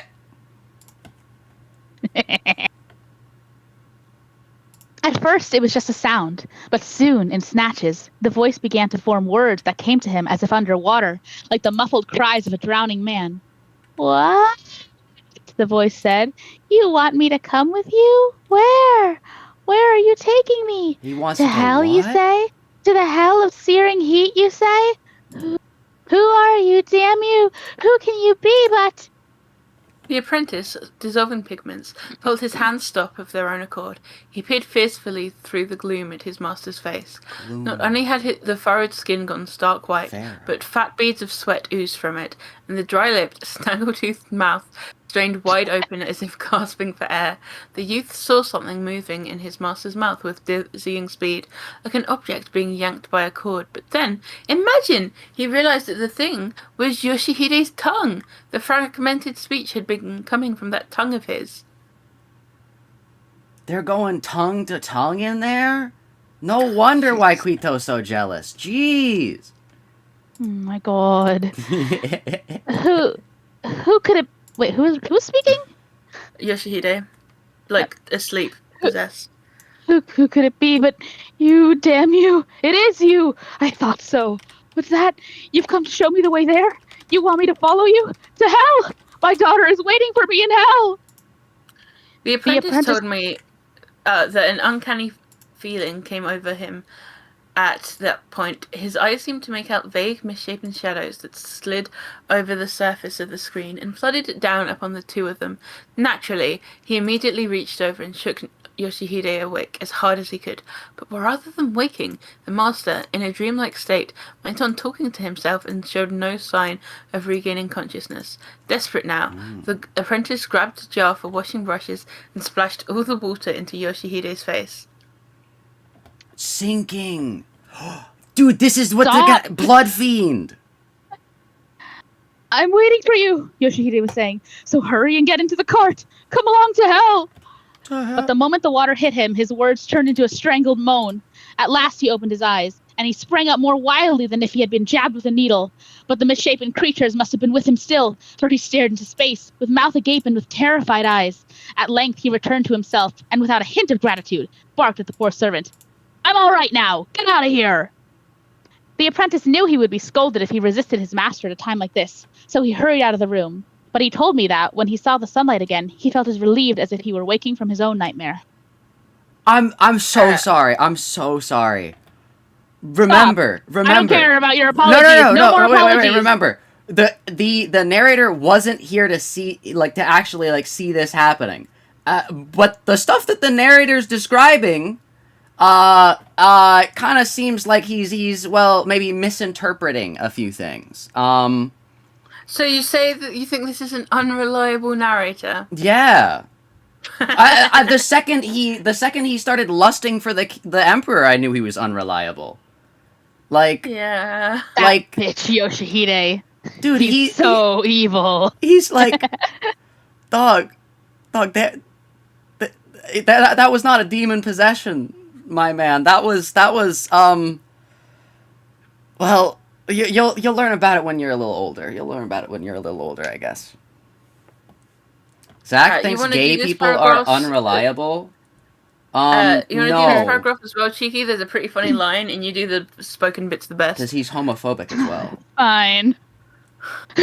I wanted to let you do it so that I wouldn't have to be the one interrupted by Zach. Oh no. This was by no means Yoshihide at his worst, however. A month later, he called yet another apprentice into the inner room. The young man found Yoshihide standing in the gloom of... Sorry, I saw the word gloom, and I interrupted myself to go, sinking! Sinking! Standing in the gloom of the oil lamps, biting the end of his paintbrush. Without a moment's hesitation, Yoshihide turned to him and said, sorry, but I need you naked again. Yo! Bro, this narrator sucks! Bro! He's getting all his apprentices naked. He's biting the tip of his paintbrush seductively. Like, bro, what the heck? I gotta be honest, I don't think Yoshihide is in the right headspace for a relationship. It's not a relationship. This is another apprentice. These are not long term. He's going running through them all. One after the next. The master had ordered such things in the past, so the apprentice quickly stripped off his clothes. But now Yoshihide said with a strange scowl, I want to see a person in chains, so do what I tell you. Hey, yo! Hey, the only person that can talk to Sinclair like that is Damien. He's gonna, kill everyone here. What the? Sorry about this, but it will just take a little while. Yoshihide could mouth apologetic phrases, but he issued his cold commands without the least show of sympathy. This particular apprentice was a well-built lad who looked more suited to wielding a sword than a paintbrush, but even he must have been shocked by what happened. I figured the master had gone crazy and was going to kill me, he told people again and again long afterward. Yoshihide was apparently annoyed by the young man's slow preparations. Instead of waiting, he dragged out a narrow iron chain from heaven knows where and all but pounced on the apprentice's back, wrenching the man's arms behind him and winding him in the chain. Then he gave the end of a chain a cruel yank and sent the young man crashing down on the floor. Turn page. Whoa! Well, I would have just put like a big censor bar over everything. Well, this is not at the point of censoring. Yeah. Well, no, I mean like The because apprentice lay of there, the book. Like, what? Like a keg of sake that someone had knocked over. Legs and arms mercilessly contorted. He could only move his head. And with a chain cutting off the circulation of his blood, you know, his skin swelled red. Face, torso, everywhere. Yoshihide, though, was apparently not the least bit concerned to see him like this. He circled this sake keg of a body, observing it from every angle and drawing sketch after sketch. I'm certain that, without my spelling it out, you can imagine what torture this must have been for the poor apprentice. Oh, buddy, you don't need to spell it out at all. Like, I know exactly what happened. What the heck? If nothing had interrupted it, the young man's ordeal would almost surely have lasted even longer. But fortunately, or perhaps unfortunately, a narrow winding streak like black oil began to flow from behind a large jar in the corner of the room.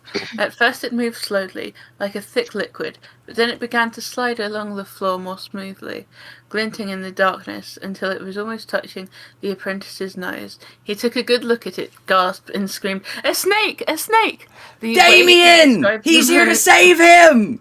The way he described the moment to me, he felt as if every drop of blood in his body would freeze, which I can well understand, for in fact the snake's cold tongue was just about to touch the flesh of his neck where the chain was biting. Even Yoshihide, for all of his perversity, must have felt a rush of horror at this unforeseeable occurrence. Flinging his brush down, he bent and gripped the snake by the tail, dangling it upside down. The snake raised its head and began to curl upwards around its own body, but it could not reach Yoshihide's hand. Bro. It cost me a good brushstroke, damn you, he growled at the snake, flinging it into the jar in the corner. Then, with obvious reluctance, he loosened the chains that bound the apprentice's body. In fact, loosening the chains was as far as he was willing to go. For the youth himself, he spared not a word of sympathy. I suspect he was more enraged at having botched a single brushstroke than concerned that his apprentice might have been bitten by a snake. I heard afterward that he had been keeping the snake to sketch from. I imagine that what little you have heard is enough for you to grasp the fanatic intensity with which Yoshihide approached his work. But let me give you one last terrible example concerning a young apprentice. No more than 13 or 14. Oh, now this guy's... Okay, wait a second. Alright, now we have to say some things. Zach, please do not be about to level What's real his allegations against Yoshihide Hellscreen. Yoshihide Hellscreen with a 13-year-old boy. I don't know about that. I don't know about that. No, Zach, stop. I don't know. We already have a guy with allegations. Who? Don't worry. You mean who? Yeah, also, what do you mean who? Oh, like the Emperor? Yes. Oh, yeah. Who Well, could I have thought lost- that you meant like somebody else. There's like 3 characters in this. Oh, Who true. could have lost his life for the Hellscreen? Who could have lost his life for the Hellscreen? It happened one night when the boy, whose skin was as fair 1 as a minute girl's... left. Yeah, too bad that because you've delayed it so much that you're going to have to listen to the rest of this, Also, by the way. Yeah. guys, Yeah, Zach, you... guys, we have 89 viewers right now. Awesome. So Zach, like, you subscribe, join the always Discord. stream- Yippee. You always stream the Cantos like 2 days late. So don't you True. dare try and like end us now. I'm not gonna end you. Like, we're Fine, listening waiting to another this 20 whole minutes. thing. I just wanted to announce that we got like 1 minute. Okay, I You know think- you. Sometimes you get ideas. An idea. I imagine that what little you have heard. Did I read that? Wait, what? You got yeah, Zach interrupted me. Zach interrupted me, right. Was called into the master's studio. There he found Yoshihide by the tripod lamp, balancing a piece of raw meat on his palm and feeding it to a bird, the likes of which he had never seen before. The bird was the size of a cat, and in fact, with its 2 feather tufts sticking out from its head like ears and its big, round, amber-colored eyes, it did look very much like a cat. Oh my Front gosh! page. It's raw. It's raw. No, it's actually raw. Like, I'm not even kidding. I'm not gonna, like, do the whole Wikipedia thing again, but it's raw. That's literally Okay, raw. that's nice, Zach. Oh my god, shut the fuck up. Aw. Actually, shut up. I'm gonna kill you. Okay. You can press download on Kanto 9. I don't know if the update will take a while or not. 100 So you might as well people. do that. Like, Okay, subscribe, keep join the Discord, reading. please. Yippee. Join the membership if you want to support the channel even more. We talk about Limbus Company in the Discord a lot. Yippee. Yeah, that's great. Is Zach supposed to have turned a page? Have I? I'm asking. Is there a bird on screen? Oh, there's not a bird. Oh, the bird! Okay, go. Oh! Oh, no, I accidentally... Oh! I can do the next one. Yoshihide was a man who simply hated to have anyone pry into his business, and the snake I told you about was one such case. He would never let his apprentices know what kind of things he had in his studio. Depending on the subject he happened to be painting at the time, he might have a human skull perched on his table, or rows of silver bowls and gold-lacquered stands. You never knew. Silver bowls, And his like helpers Canto told me they had no interval. idea where he kept such Sprinkled things into- when he was not using them. This was surely one reason for the rumor that Yoshihide was the beneficiary of miraculous aid from a god of fortune. Well then, the young apprentice, assuming for himself that the strange bird on the table was a model Yoshihide needed for the hell screen, knelt before the painter and asked in all humility, "How can I help you, master?" Almost as if he had not heard the boy speak, Yoshihide licked his red lips and jerked his chin towards the bird. Not bad, eh? Look how tame it is. "Please tell me, master, what is it? I have never seen anything like it before," the boy said, keeping his wary gaze fixed on the cat-like bird with ears. "What? Never seen anything like it?" Yoshihide responded with his familiar scornful laugh. "That's what you get for growing up in the capital. It's a bird, a horned owl. A hunter brought it to me a few days ago from Mount Kurama, only you don't usually find them so tame." The bird. As he spoke, Yoshihide slowly raised his hand and gave a soft upward stroke to the feathers of the owl's back, just as the bird finished swallowing the chunk of meat. Instantly, the bird emitted a shriek and leaped from the tabletop, aiming its outstretched talons at the apprentice's face. Had the boy not shot his arm out to protect himself, I have no doubt that he would have ended up with more than a gash or two on his face. He cried out and shook his sleeve in an attempt to sweep the bird away, which only added to the fury of the attack. Beak clattering, the owl lunged at him again. Disregarding Yoshihide's presence, the apprentice ran wildly around the cramped room, now standing to defend himself, now crouching to drive the bird away. The monster, of course, stuck with him, flying up when he stood up, and down when he crouched down, and using any opening to go straight for his eyes. With each lunge came a tremendous flapping of wings that filled the boy with dread. He felt so lost, he said later, that the familiar studio felt like a haunted valley deep in the mountains, with the smell of rotting leaves, the spray of a waterfall, And the the sour snake. fumes of fruit stashed away by a monkey, even the dim glow of the master's oil lamp on its tripod looked to him like misty moonlight in the hills. Being attacked by attacked the by the- owl, however, was not what most frightened the lad. What really made his flesh crawl was the way the master Yoshihide followed the commotion with his cold stare, taking his time to spread out a piece of paper, lick his brush, and then set about capturing the terrible image of a delicate boy being tormented by a hideous bird. At the sight, the apprentice was Just like overcome by Copperate! True. inexpressible terror. For a time, he says, Cromer's the even bird! thought his master might kill him. Cromer's the owl! True, turn page. Oh, yeah. don't look at the screen, don't look at the screen.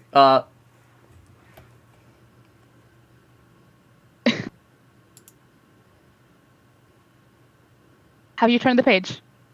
What? Have you turned the page? Ah! Oh, it's like a company! Oh my god, Zach. It's fine, it's fine. And you actually couldn't say that such a thing was out of the question. For it did seem that Yoshihide's sole purpose in calling the apprentice to his studio that night had been to set the owl on him and draw him trying to escape. Thus, when the apprentice caught that glimpse of his master at work, he felt his arm come up to protect his head and heard an incoherent scream escape his throat as he slumped down against the sliding door in the corner of the room.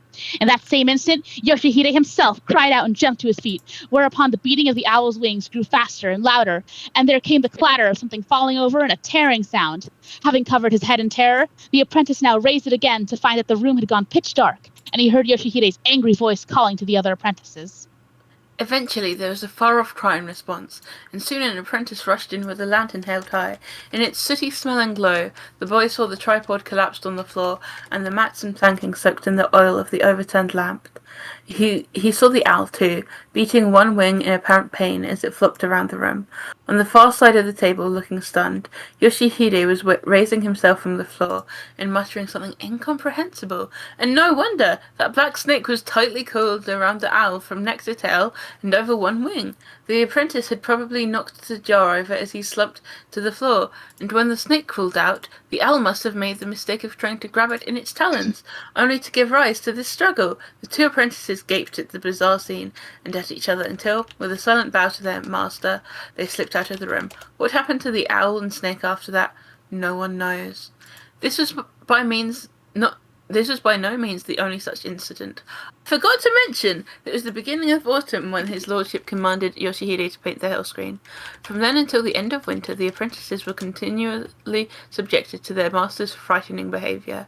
At that point, however, something seemed to interfere with Yoshihide's work on the screen. An even deeper layer of gloom came to settle over him, and he spoke to his assistants in markedly harsher tones. The screen was perhaps 8/10 finished, but it showed no further signs of progress. Indeed, Yoshihide occasionally seemed to be on the verge of painting over those parts that he had already completed. No one knew what he was finding so difficult about the screen, and what's more, no one tried to find out. Stung by those earlier incidences, his apprentices felt as though they were locked in a cage with a tiger or wolf, and they found ways to keep their distance from the master. Owl versus the snake. Turn page, it's the same picture, but just so you can do it next time. Like, just press the button. For that reason, I have little to tell you about that period. The only unusual thing I can think of is that the hard-headed old codger suddenly turned weepy. People... Sorry. this fucking narrator. For that reason, I have little to tell you about that period. The only unusual thing I can think of is that the hard-headed old codger suddenly turned weepy.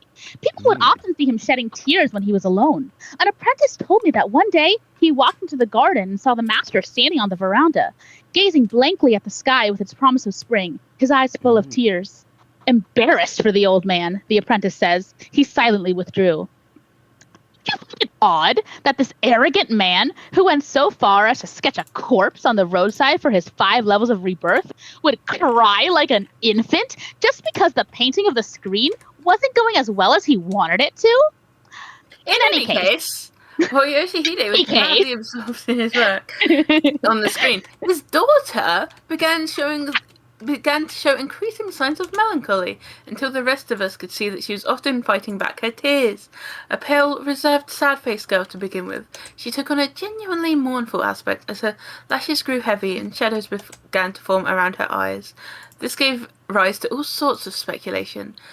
That she was worried about her father, or that she was suffering from the pangs of love, but soon people were saying that it was because his lordship was trying to bend her to his will. Then the gossiping ground to a halt, as though everyone had suddenly forgotten about her. Crazy! A certain event occurred at that time. Well, after the first watch of the night, I was walking down an outdoor corridor when the monkey Yoshihide came flying at me out of nowhere and started tugging at my trouser skirts.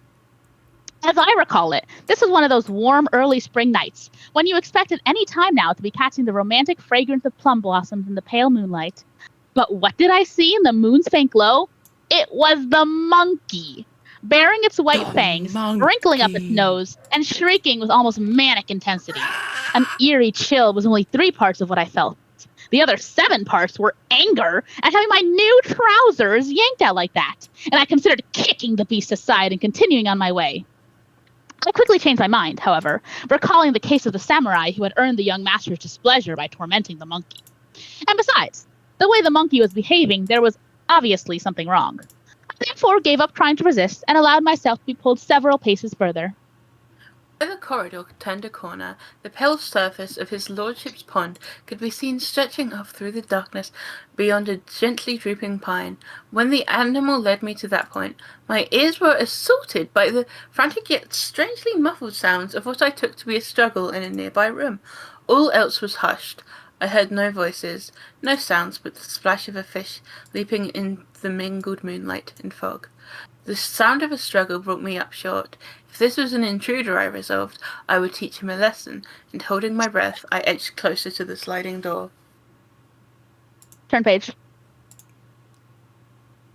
My approach, however, was obviously too slow and cautious for the monkey. Yoshihide scampered around me in circles, once, twice, 3 times, then bounced up to my shoulder with a strangled cry. Instinctively, I jerked my head aside to avoid being scratched. The monkey dug its claws into my sleeve to keep from slipping down. This sent me staggering, and I stumbled backward, slamming against the door. Now, I could no longer hesitate. I shot the door open and crouched to spring in beyond the moonlight's edge. At that very moment, something rose up to block my view. With a start, I realized it was a woman. She flew toward me as if someone had flung her out of the room. She nearly hit me, but instead she tumbled forward and I could not tell, went down on one knee before me, trembling and breathless, and staring up at me as if at some terrifying sight. I am sure I need not tell you it was Yoshihide's daughter. That night, however, my eyes beheld her with a new vividness, as though she were an utterly different person. Her eyes were huge and shining, and her cheeks seemed to be burning red. Her dishevelled clothes gave her an erotic allure that contrasted sharply with her usual. We need to kill this guy! We need to kill Dracula! Get him! We do, in fact, need to kill Dracula. The daughter of Yoshihide, I wondered? That frail-looking girl, so modest and self-effacing in all things, leaning against the sliding wooden door. I stared at this beautiful girl in the moonlight, and then, as if they were capable of pointing, I flicked my eyes towards the hurried footsteps receding into the distance to ask her soundlessly, "Who was that?" The girl bit her lip and shook her head in silence. I could see she felt deeply mortified. I bent over her and... Dog. Bad place to get cut off. This is a lot clearer than, like, mouthwashing, right? Like, I'm not, like, reading into this too much. Yes, like, it's very clear that she was just, like, raped it is by much, the Emperor. much, much clearer. Yes. And then this guy saw that and was like, she looks very erotically appealing. And, like, we need to kill this guy. We need to, Quito, I'm sorry. You're getting, we're calling Quito is over party. Yeah, we're calling Gia Kui. Quito is over party. We're gonna get him, yeah, don't worry, this is why Gia Kui is goated. Look at him. Look at him. I bent over her. What do you mean, look at him? Stop putting pictures of Gia Kui. It's Gia Kui. Close the window. Okay. He cut his head Whatever. off. That's nice. I bent over her and, speaking softly next to her ear, now put my question into words. Who was that? But again, she refused to answer and would only shake her head. Indeed, she bit her lip harder than ever as tears gathered on her long lashes. Stupid. I could never understand anything that isn't perfectly obvious, and so I had no idea what to say to her. I could do nothing but stand there, feeling as if my only purpose was to listen to the wild beating of her heart. Of course, one thing that kept me silent was the conviction that it would be wrong of me to question her any further. How long this went on, I do not know. Who could have done this? But eventually I slid shut the door and gently told this girl, "Go to your room now." Her agitation seemed to have subsided somewhat. Assailed by an uneasy feeling that I had seen something I was not meant to see, and a sense of shame toward anyone and no one in particular, I began to pad my way back to the corridor. I had hardly walked 10 paces, however, when again I felt a tug, a timid one, at the skirt of my trousers. I whirled around, startled. But what do you think it was? The monkey! I looked down to find the monkey Yoshihide prostrating himself at my feet, hands on the floor like a human being, bowing over and over in thanks, his golden bell ringing. Oh no, they think he's gonna I'll just say... No, so I will say, I think this does imply that it didn't actually happen. What happened was the monkey went to get this guy, and then this guy interrupted. Oh! So wait, okay, Quito's not over party. Quito's not over party. He inadvertently... Quito did that entirely by accident. Quito... Yeah, and he did still speak at an erotic allure. Yeah, that's kind of like... But this is like if Curly had walked into the bedroom randomly. Because of the snorkeling. Guys, I just like snorkeling. Okay, turn page.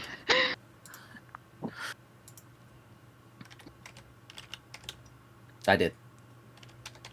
Okay. Perhaps 2 weeks went by after that. All of a sudden, Yoshihide arrived at the mansion to beg a personal audience with his lordship. He probably dared to do such a thing despite his humble station, because he had long been in his lordship's special favour. His lordship rarely allowed anyone to come into his presence, but that day, and as so often before, he assented readily to Yoshihide's request, and had him shown in without a moment's delay. The man wore his usual reddish-brown robe and tall black soft hat. His face revealed a new level of sullenness, but he went down on all fours before his lordship, and at length, eyes down, he began to speak in husky tones. I come to your honoured presence this day, my lord, regarding the screen bearing images of hell, which his lordship ordered me to paint.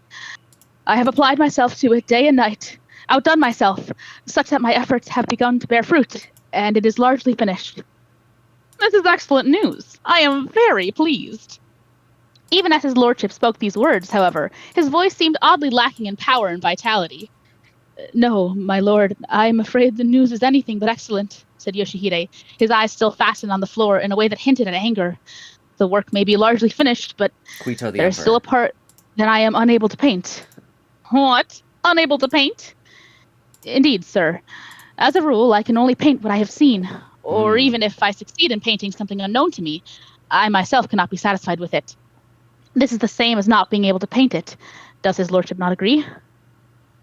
As his lordship listened to Yoshihide's words, his face gradually took on a mocking smile. Oh, no. Which would mean that if you wanted to paint a screen depicting hell, you would have to have seen hell itself. Exactly, my lord. If you wanted me to speak, if you wanted me to say, if you wanted me to carry. Shut up. In the Great Fire some years ago, though, I saw flames with my own eyes that I could use for those of the hell of searing heat. In fact, I succeeded with my fudo of twisting flames only because I experienced that fire. I believe my lord is familiar with the painting. Now, sinners, though, and hell wardens, you have never seen those, have you? Dante's a hell warden! With one question. His lordship challenged Yoshihide with one question after another, as though he had not heard Yoshihide's words.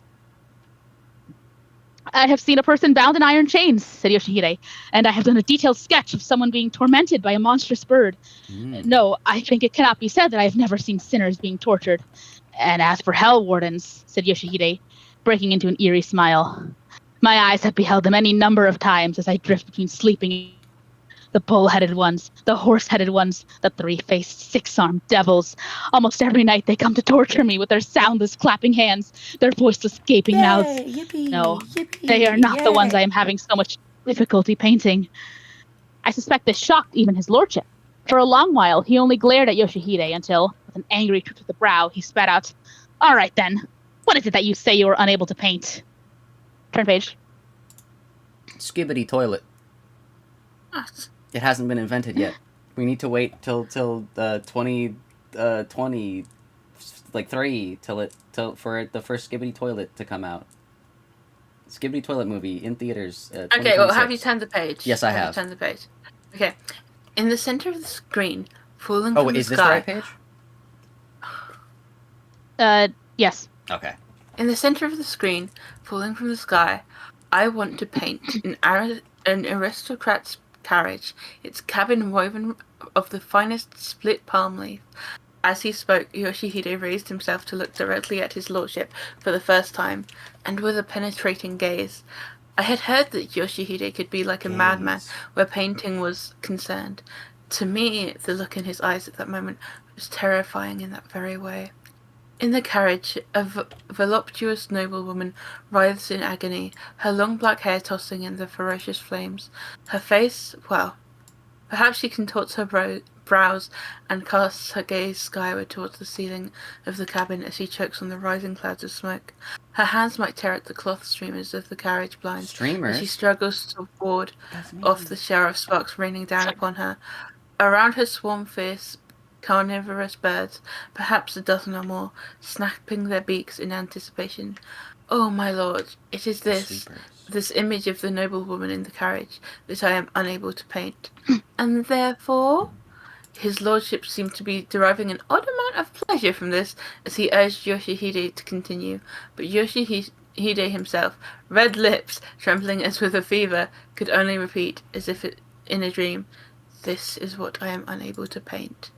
Then suddenly, all but biting into his own words, he cried, "I beg you, my lord, have your men set a carriage on fire, let me watch the flames devour its frame in its woven cavern, and, if possible..."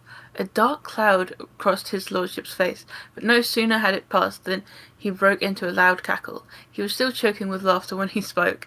"Possible? I'll do whatever you want. Don't waste time worrying about what is possible."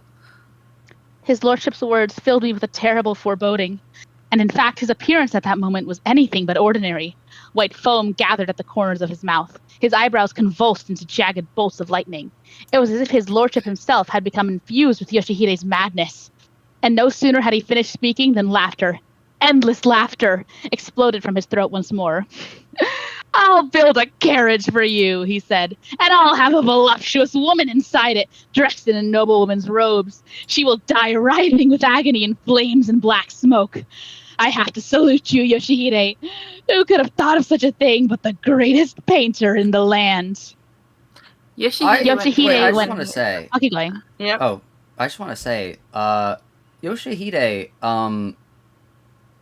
you didn't have to do that. Like, this could have all been avoided if you just had a burning Yoshihide only carriage. said burn the carriage. Yoshihide But only he's, said burn the but carriage. like I don't know, man. Like you're like, oh, describing how this woman's like this voluptuous woman is going to die in the carriage, and then you're like, and if possible, could we also? And then like I just wouldn't explain that part. I'd just be like, yeah, there's a carriage and it's on fire. Can I be real? I don't know that his daughter was voluptuous. Yeah. Hey, no spoilers. Also, the Yoshihide- Yowie's gone. No longer Yowie. He's moving on. I don't He's know into that. woman now. He became straight. That's crazy. Okay. Yep. Yoshihide went pale when he heard this, and for a time the only part of him that moved was his lips. He seemed to be gasping for breath. Then, as though all the muscles of his body had gone limp at once, he crumpled forward with his hands on the matted floor again. "1,000 thanks to you, my lord," Yoshihide said with rare humility, his voice barely audible. Perhaps the full horror of his own plan had come all too clear to him as he heard it spelled out in his lordship's words. "Only this one time in my life did I ever think of Yoshihide as a man to be pitied." Turn page. Also, someone said the stream radiates ADHD so hard. Uh-huh. Yeah. You wouldn't even know the half of it. I saw someone say that we're holding Zak hostage. Oh, no, someone has said that like we're reading even though Canto 9 is here. Then Wei said that we're holding Zak hostage, and then Wei also said, which is a good thing if you know him. True.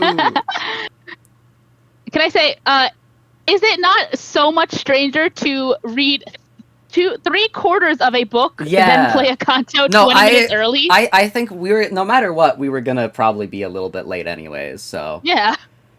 Anyway. It's just everyone, which is funny, but, you know. Zach, blink thrice if you're downloading Limbus right now. He literally did. Calm down. Yeah. Yeah, he is downloading, so he'll be able to play once this is done. Oh, 2 or 3 days later, your lordship summoned Yoshihide as promised to witness the burning of the carriage. He held the event not at the Horikawa mansion, but outside the capital, at his late younger sister's mountain retreat, widely known as the Palace of the Melting Snows. No one had lived at this palace What if for a you very did long both, time. Zephyr? Think about that. You can do both at the same time. Its spacious gardens had gone wild, and the desolate site must have given rise to all sorts of rumours, mainly about his lordship's sister, who had actually died there. People used to say that on moonless nights, her ladyship's broad-skirted scarlet trousers would glide eerily along the outdoor corridor, never touching the floor. And no wonder there were such stories. The palace was lonely enough in the daytime, but once the sun set, it became downright unnerving. The garden stream would murmur ominously in the darkness, and herons would swoop in the starlight like monstrous creatures. Starlight. As it happened, the carriage burning took place on one of those pitch-dark, moonless nights. Oil lamps revealed his lordship seated in cross-legged ease on the veranda. Beneath a turquoise robe, he wore deep lavender patterned sorry. It's fucking fit. Turquoise robe and lavender patterned trousers. Bro, that's the Damien group. Joker. Damien group. Okay, sorry. The Damien's group very famously wears one specific color, and neither of which was mentioned. Oh, I thought you said blue. I just did not say blue. Oh. On a thick round mat edged in white brocade, his position was of course elevated above the half dozen or so attendants who surrounded him. One among them appeared most eager to be of service to his lordship, a burly samurai who had distinguished himself in the campaign against the northern barbarians. Oh my god, it's the evil knight! It's the evil knight! Oh my god, it's the evil knight! It's the evil knight! No! He was said to have survived starvation by eating human flesh, after which he had the strength to tear out the antlers of a living stag with his bare hands. On this night, he knelt in stern readiness below the veranda. In the scabbard at his armored waist, a sword tipped up and hacked like a sword. Sorry, what? A sword tipped up and hacked like a gull's tail, ready to be drawn at a moment's notice. These men presented a strangely terrifying, almost dreamlike spectacle. The lamplight flickering in the night wind turned them all dark one moment, bright the next. Can I say so at the evil I just want to say ever since the last slide, like the slide before this one, was when the stream had already started. So that is why I have not chosen to depict any of these people. Go on. Fuck, where was it? I'm going. And then there was the carriage itself. Even without an ox attached to its long black shafts, their ends resting on the usual low bench that tilted the whole slightly forward, it stood out against the night. Its tall cabin woven of the finest split palm leaf, exactly as Yoshihide had requested. Truly, a conveyance worthy of his imperial majesty, or the most powerful ministers of state. When I saw its gold fittings gleaming like stars in the sky, and considered what was soon to happen to this lavishly appointed vehicle, a shiver went through me in spite of the warm spring night.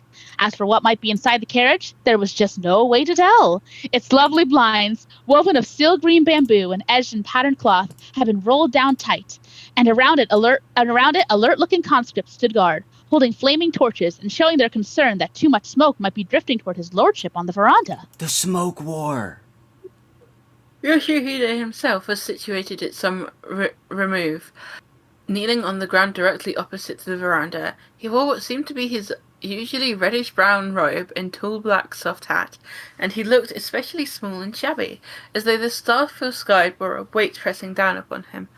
But I missed the Magnus Archives. Behind him knelt another person in an outfit like his, probably an apprentice that he had brought along. With them crouching down low in the darkness like that, I could not make out the colour of their robes from my place below the veranda. The sun. The sun. Turn page. Midnight was approaching, I believe. I felt as if the darkness enveloping the garden were silently watching us all breathing, the only sound an occasional rush of night wind, each gust wafting toward us the resinous smell from the pine smoke of the torches. Resonance. His lordship remained silent for some moments, observing the mysterious scene. But then, edging forward where he sat, he cried sharply, "Yoshihide!" Yoshihide may have said some word in response, but to my ears it sounded like nothing so much as a moan. "Tonight, Yoshihide, I am going to burn a carriage for you, as you requested." When he said this, his lordship glanced at the men around him. I thought I saw a meaningful smile pass between him and certain of them. Of course, it could have been my imagination. Now, he's like trying to drop hints. Yeah. Now, Yoshihide seemed to be timidly raising his head and looking up towards the veranda, but still he waited, saying nothing. "I want you to look at this," his lordship said. "This is my carriage, the one I use every day. You know it well, I'm sure. I will now have it set afire." Real. "I will now have it set afire in order that you may see the hell of searing heat here on earth before your eyes." His lordship reverted to silence, and his eyes flashed another signal. Then, with sudden vehemence, he cried, Chained inside the carriage is a sinful woman. When we set the carriage afire, her flesh will be roasted, her bones will be charred. She will die an agonizing death. Never again will you have such a perfect model for the screen. Do not fail to watch as her snow-white flesh erupts in flames. See and remember her long black hair dancing in a whirl of sparks. His lordship sank into silence for yet a third time, but whatever could have been in his mind? Now all he did was laugh soundlessly, his shoulders quaking. Never again will there be a sight like this, Yoshihide.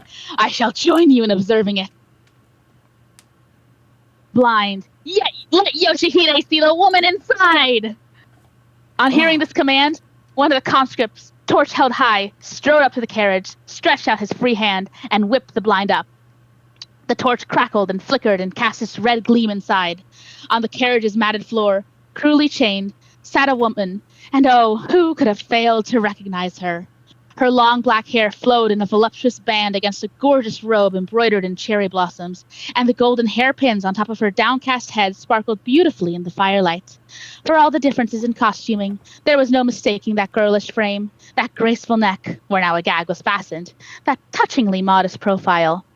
They belonged to none other than Yoshihide's daughter. Bro, Quito, I could hardly you keep gotta from stop crying this. out. Just then, the samurai kneeling across from me sprang to his feet and, pressing threateningly on his sword hilt, glared at Yoshihide. Startled by this sudden movement, I turned my gaze towards Yoshihide. He looked as if this spectacle was driving him half mad. Crazy. Where he had been crouching until then, he was on his feet now and poised, arms outstretched to run towards the carriage.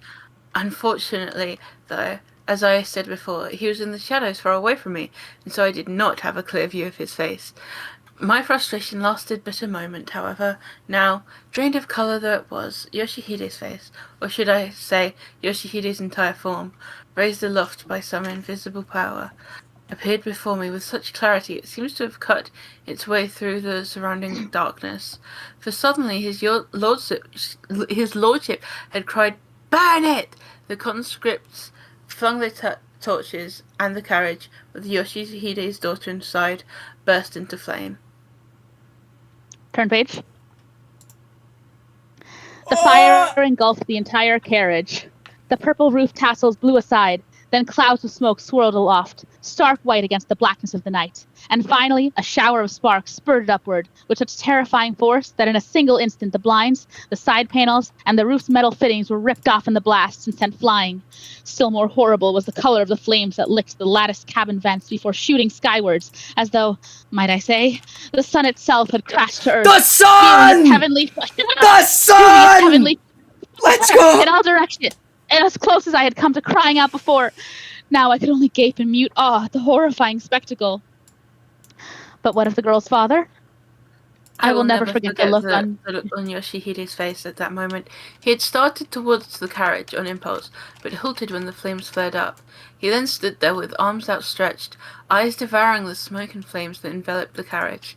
In the firelight that bathed him from head to toe, I could see every feature of his ugly, wrinkled face. His wide staring eyes, his contorted lips, the twitching flesh of his cheeks, all drew a vivid picture of the shock, the terror, and the sorrow that traversed Yoshihide's heart by turns. Such anguish, I suspect, would not be seen even on the face of a convicted thief about to have his head cut off, or the guiltiest sinner about to face the judgment of the 10 kings of hell. Even the powerful samurai went pale at the sight, and stole a fearful glance at his lordship above him. But what of his lordship himself? Biting his lip and smiling strangely now and then, he stared straight ahead, never taking his eyes off the carriage. And the girl in the carriage, I don't think I have the courage to describe in detail what she looked like then. The pale white, I say before I describe in detail, the pale whiteness of her upturned face as she choked on the smoke, the tangled lengths of her hair as she tried to shake the flames from it, the beauty of her cherry blossom robe as it burst into flame.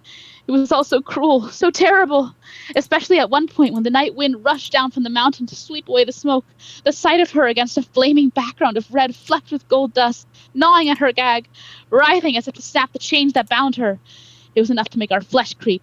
Not only mine, but the powerful samurai as well, as if the tortures of hell were being pictured right there before our eyes.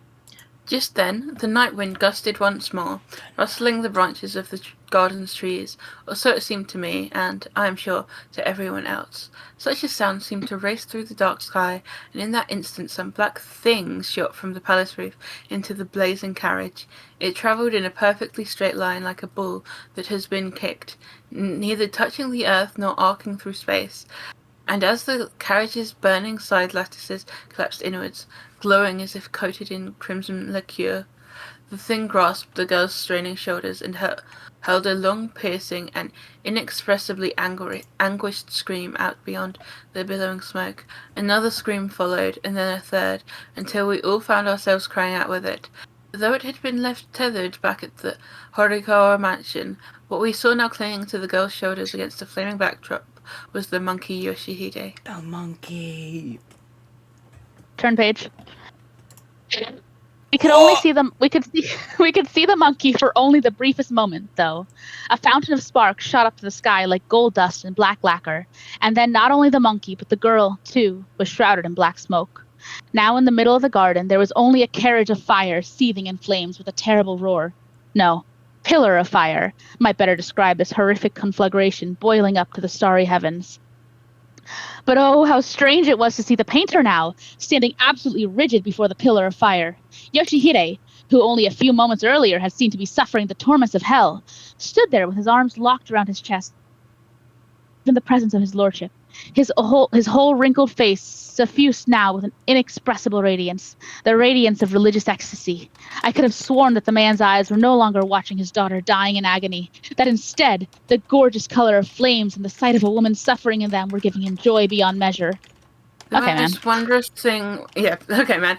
wondrous thing was not that he watched his only daughter's death throes with apparent joy, but rather that Yoshihide at that moment possessed a strange, inhuman majesty that resembled the rage of the king of beasts himself, as you might see him in a dream. For this reason, although I might have been imagining it, the countless night birds that flew around us squawking in alarm at each new eruption of flames seemed to keep their distance from Yoshihide's tall black hat. Perhaps even these insentient birds could see the mysterious grandeur that hung above Yoshihide like a radiant aura. If the birds could see it, how much more so the rest of us, down to the lowly conscript, trembling inwardly, scarcely breathing, and filled with a bizarre sense of adoration. We kept our eyes fastened on Yoshihide, as if we were present at the decisive moment when a lump of stone or wood becomes a holy image of the Buddha. The carriage flames that filled the heavens with a roar, Yoshihide under the spell of the flames, transfixed. What sublimity! What rapture! But among us only one, his lordship, looked on as if transformed into another person, his noble countenance drained of color, the colors of his mouth flecked with foam, hands clutching his knees through his lavender trousers as he panted like a beast in need of water. Turn page.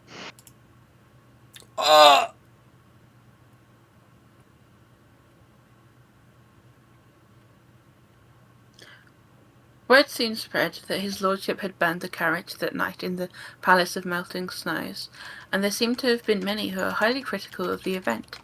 First of all came the question of Yoshihide's daughter. Highly critical of the event.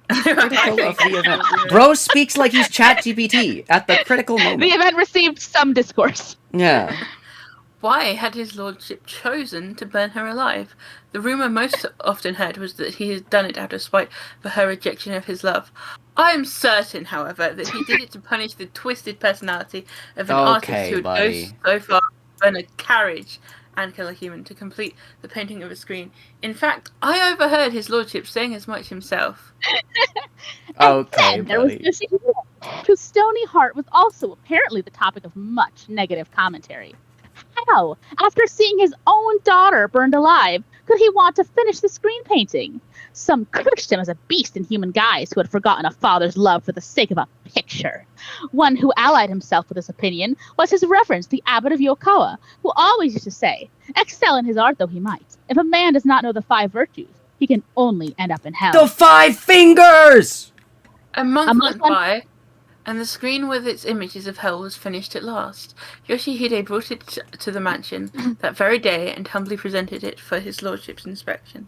His reverence happened to be visiting at the time, and I'm certain that he was shocked at the sight of the horrible firestorm blasting through it. Until he actually saw the screen, he was glowering at Yoshihide, but then he slapped his knee and exclaimed, "What magnificent work!" I can still see the bitter smile on his lordship's face when he heard those words. Almost no one spoke ill of Yoshihide after that, at least not in the mansion. Could it be because all who saw the screen, even those who had always hated him, were struck by strangely solemn feelings when they witnessed the torture of the hell of searing heat in all their reality? By then, however, Yoshihide numbered among those who are no longer of this world. The night after he finished the screen, he tied a rope to a beam in his room and hanged himself. I suspect that, having sent his daughter on ahead to the other world, he could not bear to go on living here as if nothing had happened. His body lies buried in the ruins of his home. The little stone marker is probably so cloaked in moss now, after decades of exposure to the wind and rain, that no one can tell whose grave it is anymore. Why is this guy evil? The end. The end. This Quito, is evil? He didn't even clean his grave? Well, Zach, he was born stupid. He was born stupid. Oh no. I am obsessed with that quote. Dog. I was born stupid. Dude, that line was literally him like blaming his autism. Wait. Sorry,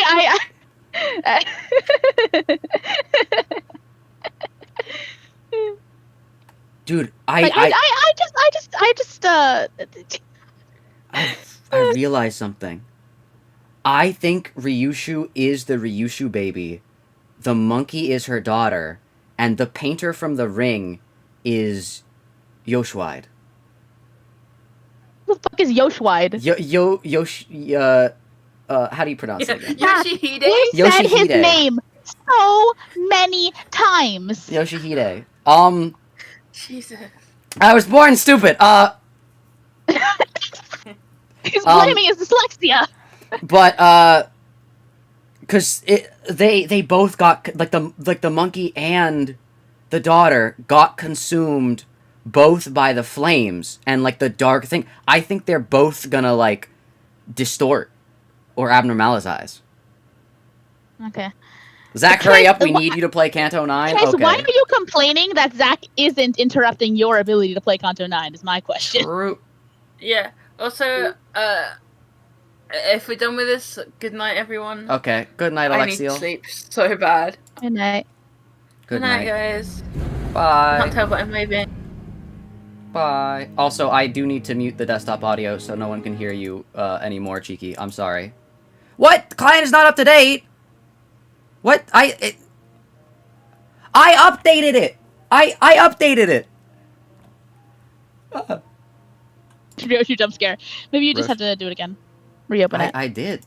This is the second time I've. And I say, Alex, I sent that image, like, in color. I sent that image to Alex to put it in grayscale because I couldn't figure out how to on my drawing program. True. And Alex said that he was in the middle of typing closer and realized I did use that picture. Guys, my Limbus company isn't updating. What?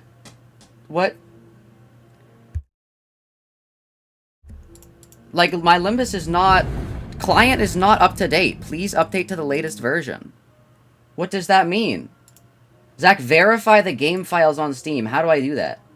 Zach, just close Steam and open it back up again. Oh! I love Ryoshu flashing that keeps happening. True. Hold up, I got an intermission real quick. I'm scared. Sorry, Ryoshu.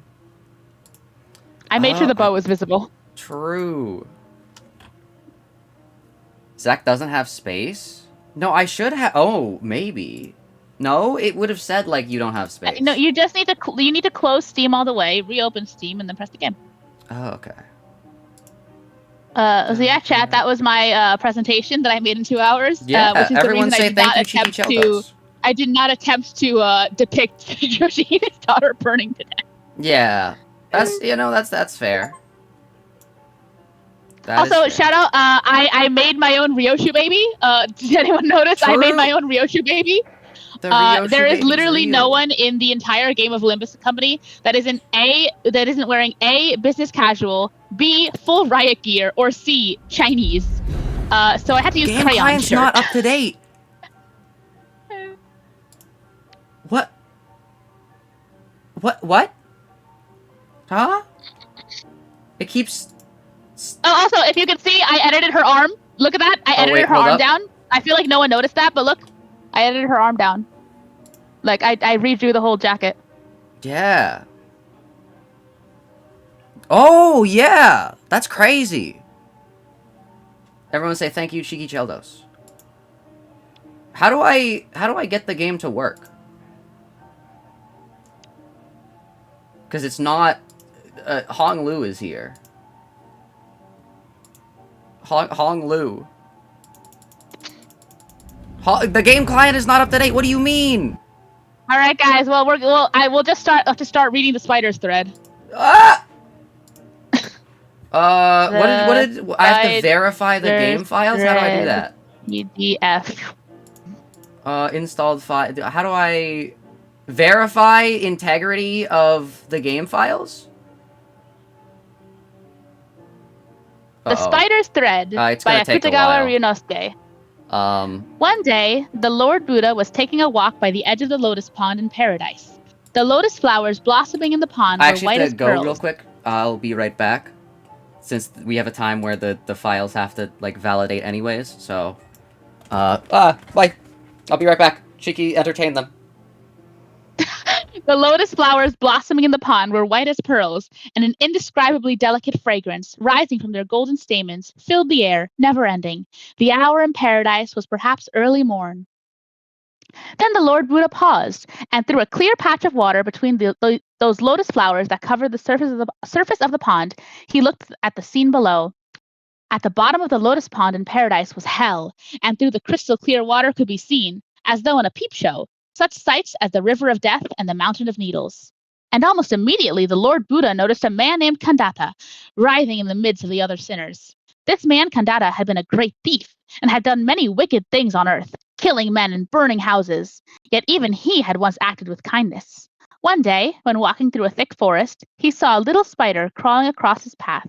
He lifted his foot and was about to crush it to death, when he suddenly changed his mind. No, he said to himself, I must not. Even a little creature such as this has life, and to kill it without cause would be a great pity. And so he spared the life of the spider. The Lord Buddha, as he looked down at the scene of hell, remembered Kandata's kindness to save the spider, and he thought that he should save Kandata if he could, in return for his one good deed. Fortunately, beside him on a lotus leaf, the color of dark jade, a spider of paradise was weaving a silvery web. The Lord Buddha picked up the spider gently, and then began to let it down between the pearl-white flowers, straight towards hell far beneath. Hell. Meanwhile, Kandata, with other sinners, was struggling to keep afloat in the lake of blood, which was in the lowest depths of hell. All was darkness, except for an occasional ghostly glimmer of half-light coming from the fearful mountain of needles. The quiet was like that of a graveyard, and the only sound that could be heard was the faint sighing of the sinners. Perhaps those that had come so far down in hell had gone through too many torments to have any strength left for loud cries of self-pity. And in the lake of blood, even the great thief Kandata could only writhe and choke like a dying frog. But it so happened that Kandata, in the midst of his suffering, raised his head and looked toward the sky above the lake. He saw, descending gradually toward him in a straight, shimmering line, as though fearful of being seen by man's eyes, the silvery thread of the spider. It seemed to come from far, far above, through the silent darkness. Kandata clapped his hands for joy. Surely, he thought, if he could once get hold of the thread and climb far enough, he would eventually get out of hell. With luck, he might even reach paradise. And then he would be no more chased up the mountain of needles or be pushed down into the lake of blood. With this hope in his heart, he reached for the thread, and grasping it firmly with both hands, he began to climb up, up, up with all his might. Having once been a burglar, he was a skillful climber. But the ascent was by no means an easy one, for thousands of miles separated paradise from hell. After a time, Kandata grew very tired and could climb no more. Reluctantly, he paused to rest, and still clinging firmly to the thread, he looked down into the depths below. He must have come a long way up indeed, for already the lake of blood was no longer visible, and even the top of the dully gleaming mountain of needles was beneath him. At this rate, he thought, getting out of hell might not be so difficult after all. In a tone of voice he had not used for many a year, he cried, "Good, good!" and began to laugh.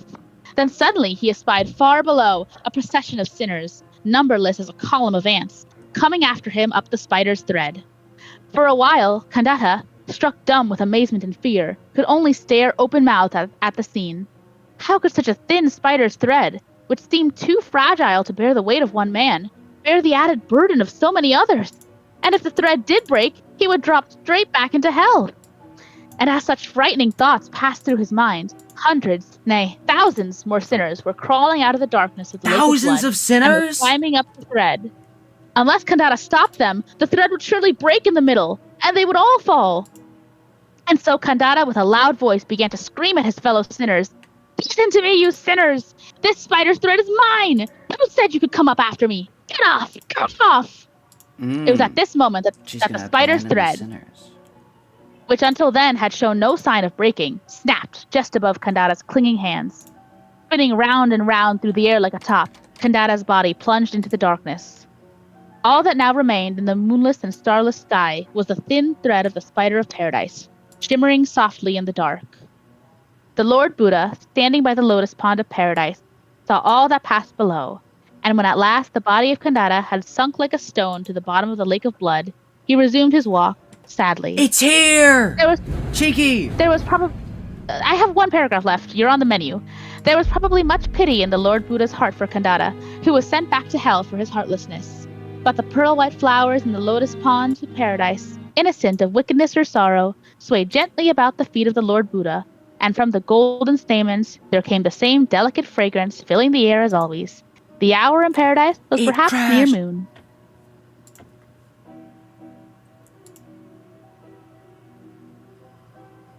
All right, we're in. We're in, Cheeky.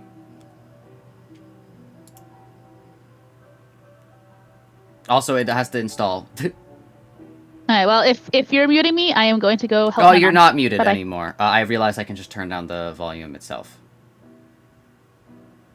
Like, Well, I'll still go. If you Okay. haven't started the Canto by the time I come back, then I will join voice, and if not, I will cut my losses and play it myself. okay. Well, we're only doing the first node, remember? Oh, yeah. Yeah. But I guess, yeah, since Alexiel did leave. No, it's fine.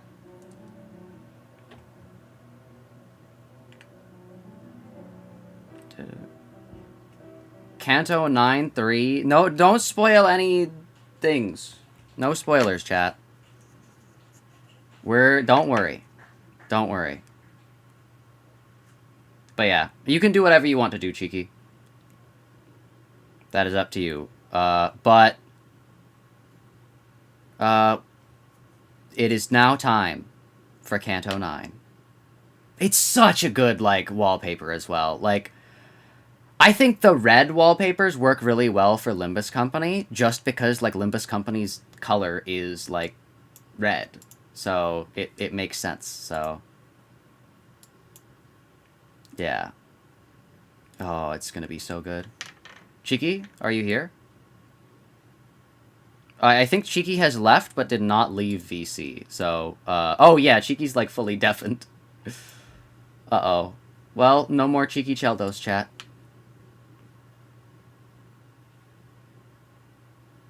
Alright. Let's go! Dun. Dun. Da-dun. Dun. New pass available. Limbus Season 7 pass. Canto 9. The Unserving. German 985! Look, it's 98502! Yippee. No! All my shards! They got cut in half. Well, except for Hong Lu's. He has one shard. No! No! No! No! No! 60! No! Oh, regular maintenance. There is nothing regular about that maintenance. It's a new Canto, Kim Ji-hoon. What are you talking about? Ooh. Maybe I should actually not look at the battle pass. That was Roland, guys. That was Roland. He is her father. What the heck? They're just dropping that? They're just revealing that? We are unsheathing for this. True. Also, by the way, I did shard a few... I was luckily, the night before, able to shard a few sinners. Capo Meursault. I got Mao Faust and Ryoshu Heathcliff. Just so that we can have Burn Heathcliff, second coming of Ring Sang, and Burn Meursault. Just because, you know, burn teams. Spend your ID tickets. Want to hear a joke? Oh no. What do you call a snail on a ship? I don't know. Oh wait, yeah, there's a people that we can pull for. Yo. Let's see what they have. Let's see what they have. Mark of the Prescript. Also, sinking? Ooh. Sinking? The season of sinking? It's not actually the season of burn. Did you know Dante is in this Canto? Mods! Crush their skull. Apply the Mark of the Prescript's attack. If the skill is marked with Mark of the Prescript, clash power and more damage. Okay. Alright. Undertake the Prescript. Undertake. Final power. Oh, if this skill, final power +1, coin power +1 for every 6 poison sinking on self, max 2. On use, gain 3 poise and +2 poise count. Okay. Okay. A lot of sinking as well. As the Prescript command demands, you will be eliminated. If final power and deal +30% damage on critical hit. Coin power +1 for every 6 poise, max 2. Combat start at +6 Grace of the Prescript. +1 level for offense level +1 for every 3 stacks. Convert all coins of this skill into unbreakables. Okay, okay. Coins and deal +30% damage on use. Gain 3 poise. Gain breath. What is breath? Gain breath.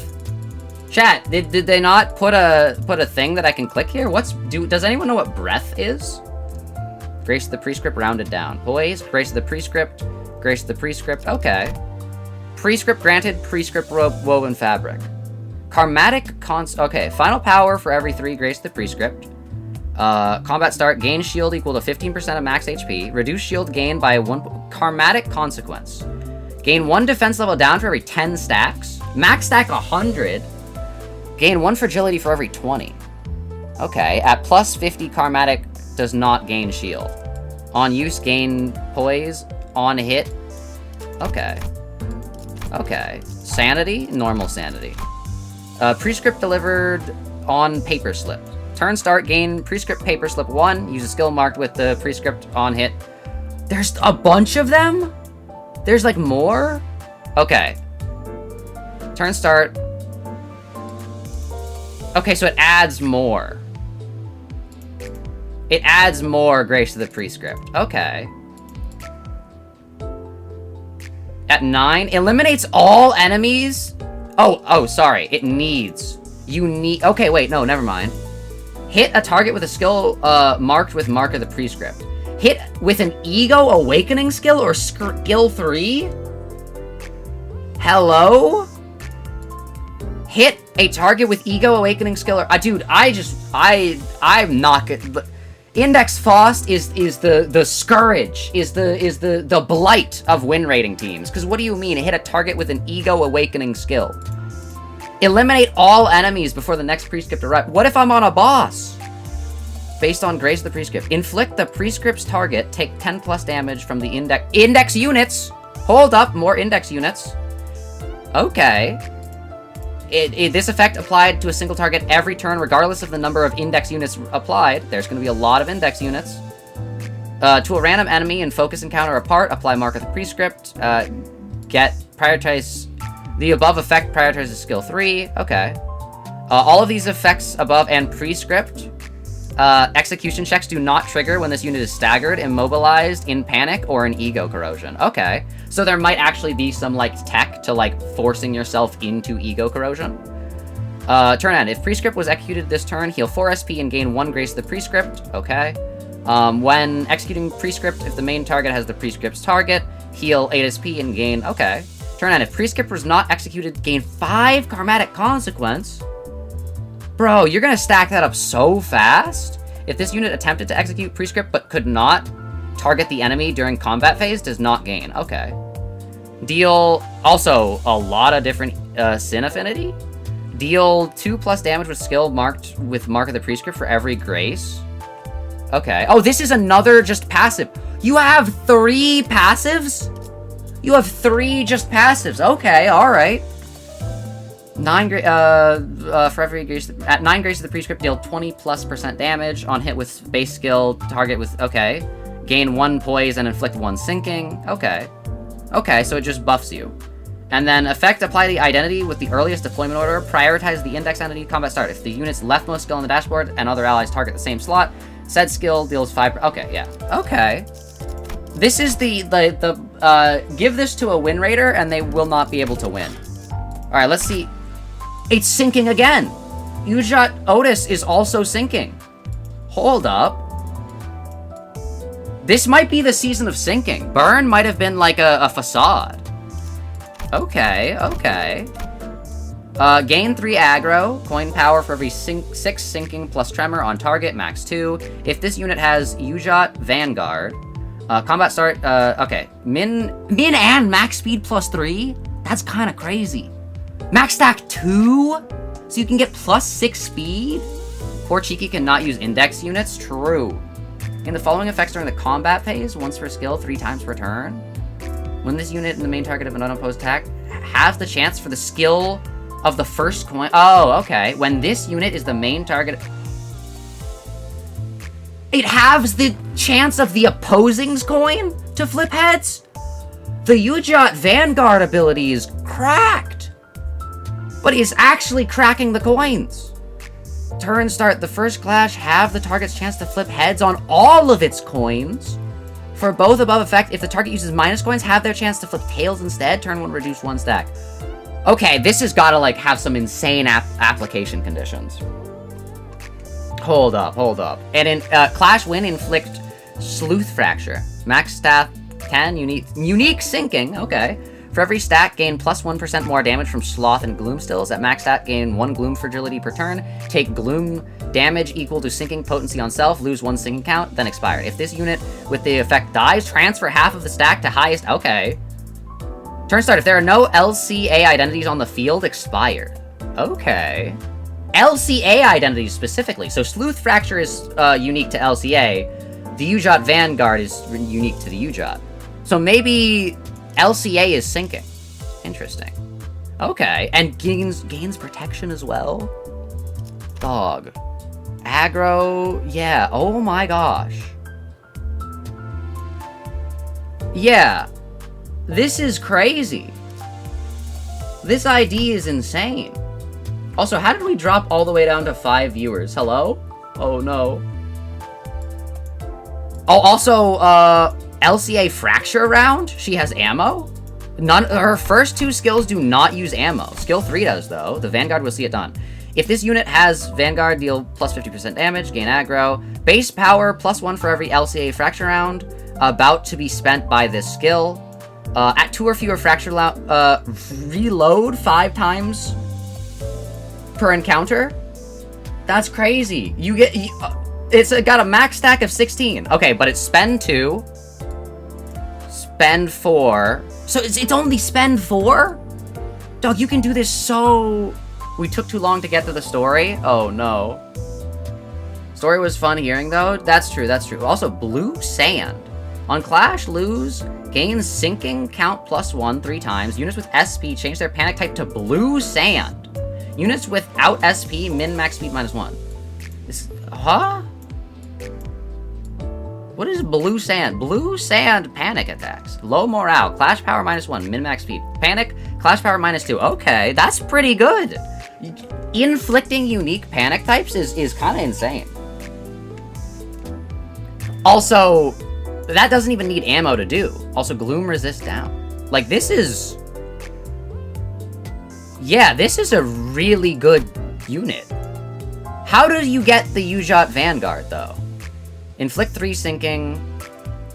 How... You think you could eat the blue sand? Maybe. I don't know if it is. Turn start. If the enemy has any type of panic-changing effect, gain 1 UJOT. Okay. The Scepter of Horus? Replica? Hold up. If this unit... so we're gonna get someone with the actual Scepter of Horus.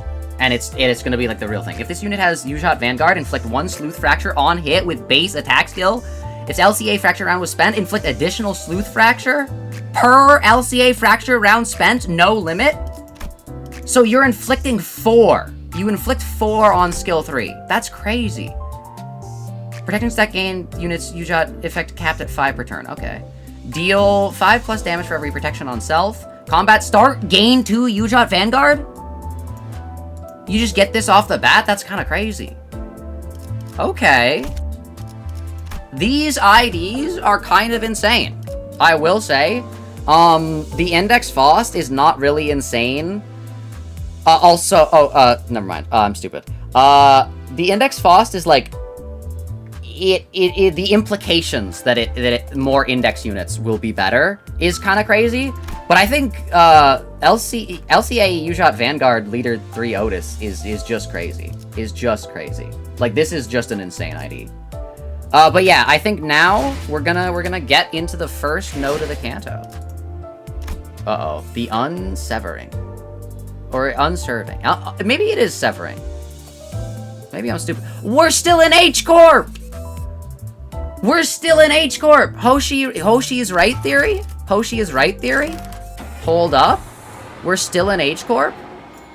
Ambush in the dark. Oh, I guess it's a story node, so... Let's begin.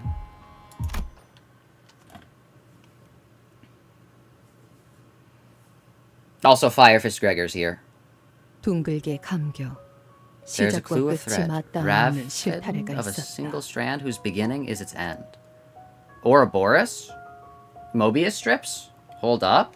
We're still in H-Corp? We're still in H-Corp, baby! Also, I should probably take the timer off. I'm so sorry. We're gonna just remove that. I apologize. 모든 순간 Moments become wefts 지식과 and 날씨리 warps 되어 that 짜여져요. crisscross into a weave. Okay. 시간은 흐르지 And the 않고 flow of time spools in a 한자리에 single spot. 멈춰진다. The flow of time. Ryoshu is her own daughter? What if the Ryoshu baby is a clone? Hold up. Hold up. Also, it says we have 0 viewers. I know that is false, but that's just so funny. It's like, yeah, we got 0 views. No. Also, it's not the Blueprints. Hello? Why are you saying it's the Blueprints stream, YouTube? This is not Blueprints. Go on. Read it. The Ryoshu baby?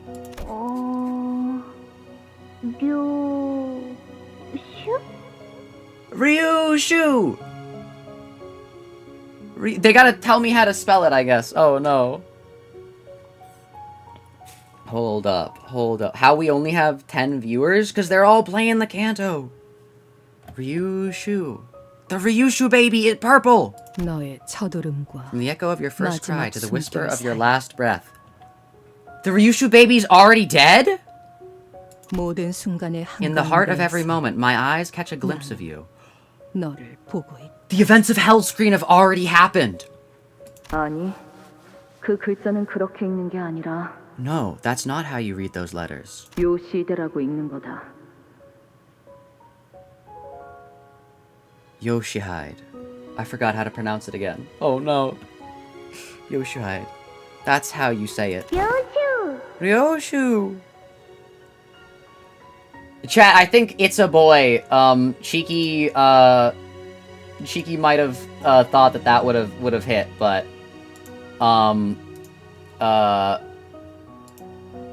I think we can safely say that we're probably not going to get this. And by extension, we cannot get this row. But or this row.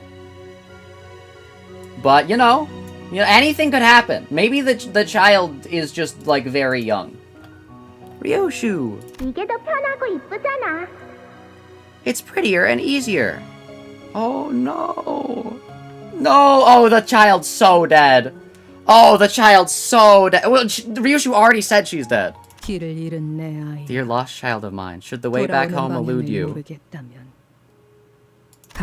follow the thread back to the very first knot that hurt the most. Oh. Where the quivering stops, that is where you will find me. 오늘이군요. Martin, jump scare, hello? Today's the day. 네, 오늘이네요. Today's the day indeed. Boss, are you?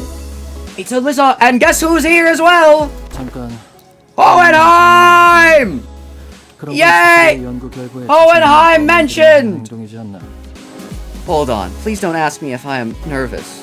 Only ordinary, unremarkable researchers with a particularly low level of confidence in their own material ever get nervous. It's Hohenheim, he's back! Also, I gotta turn up the volume. Gotta listen to Peak. 말하고 보니 Your unfinished query has reminded me of the last academic assembly. There was this fellow who simply could not stop their hands from shaking with the frequency of 5 oscillations every 3 seconds, even after taking an entire fistful of tranquility boluses. What a miserable sight that was. Oh no. Welcome back, the chair official. Oh no. Oh, of course. Of course. Perhaps the fear of the attendees may not possess the intelligence to comprehend even half of my presentation may source a... he's saying a lot of words. Reasonable level of anxiety, potent enough to make my legs tremble somewhat, but I have been quite relieved of that concern after you reviewed my materials. If both of you were able to understand it, then the audience should have no problem following the general narrative. Oh no, Martin and Alyssa are gonna die. No. Hohenheim's gonna lock in though. Hohenheim's gonna lock in. He's gonna be up against Roland and he's gonna hear it at the back of his head. It's gonna go ba ba da ba ba ba ba. And he's gonna get up from the rubble. Ba da ba ba ba ba da ba ba ba da ba ba da bow bow bow bow bow. And he's gonna start flurry rushing Roland. At least you won't be dosing the audience chock full of your verbal sedative this time. I can't update my game, I'm crying. Oh no. Don't worry, Roblox, you can experience it here with us. You can experience it here. Oh, on another note, do you have any clues as to why our corporation request for additional research is still pending approval? Dog, we have like no want or need for money. Why would anything be a thing for approval? The child's death will hit like a sack of wet mice. Oh no. LCA 연구 개발팀에서 계속 관리하고 있거든요. 하던 연구에나 집중하라고. LCA R&D team has repeatedly denied our request. Apparently we're too focused solely on our present research. Huh. Why would they not want them to research the distortions?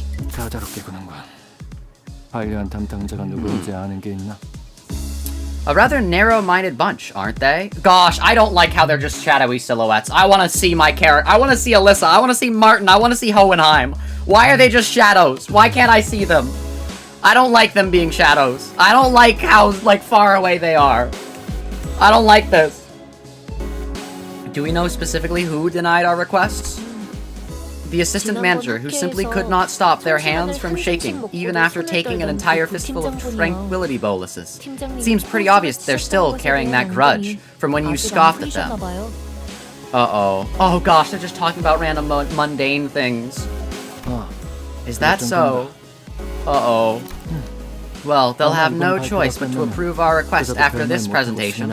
Our present research has already progressed beyond the point of satisfaction, after all. Uh-oh. Of course, boss. Of course. Oh, no. This won't do. Though the motivation behind my additional research request was to state a personal curiosity, my compass's curiosity, I have no doubt in my mind that it will end up benefiting the company's bottom line. 혹시 내가 어제 만든 추가 연구 계획서는 챙겼나? Martin, do you have our additional research 예상되는 proposal with 성과를 you? 눈앞에 Even the 두면 LCA will have no LCA에서도 recourse but to 승인하지 approve it 않고서는 once they see the projected gains from its success. Oh no. 그건 따로 필요하지 않을 것 같아. 연구실에. Uh-oh, don't go back. Don't go back. Ah, that. I left it back at the research hall. Didn't think we'd need it today. 그 연구에서 성과를 거둔다면 시설실의 전력 효율도 높일 수 있을 걸세. 안 그래도 지금 하고 있는 실험이 워낙 전력을 많이 잡아먹어서 가용 전력이 영 간당간당하지 않나. Oh, are they rebuilding Lobotomy Corp? Wait, are they using the pillars, the monoliths, to create distortions that they can then turn into abnormalities and then basically do what Lobotomy Corp did? Hold up. Hold up. Limbus Company is supposed to turn into, oh my gosh, Limbus Company. L Company. L Corp. Oh! I see now. I'm sure the need for power is a mutual concern. We already have precious little to spare with how much energy our present research consumes. 연구실 난방기에 쓰는 전력도 Yeah, we know. We 아깝다고 even had to conduct 다들 our experiments in the 특수에 freezing 떨면서 cold because 실험했었죠. we rerouted power from the heating system to save electricity. 에고 장비 덕에 Well, I stayed 따뜻했지만. toasty thanks to my ego gear, but still. Dog, Hohenheim's ego gear literally produces electricity. Why can't he share? Why does he have to eat all the electricity? Can't he share with us? Can't believe it. We know how that turned out the first time. Why do it again? Because I don't know.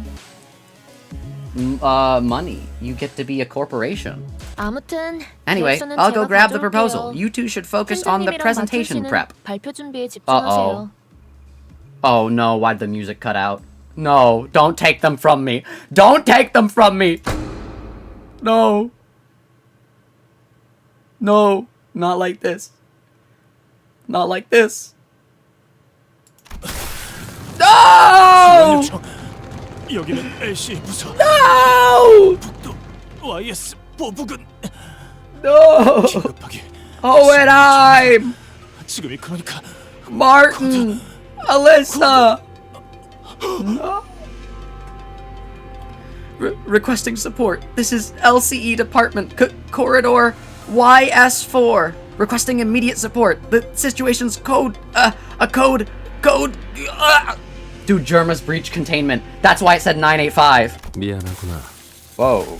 그렇게 불필요하게 절단하고 싶진 않았는데 유감스럽게도 의식을 잃은 것 같으니 대신 전하지.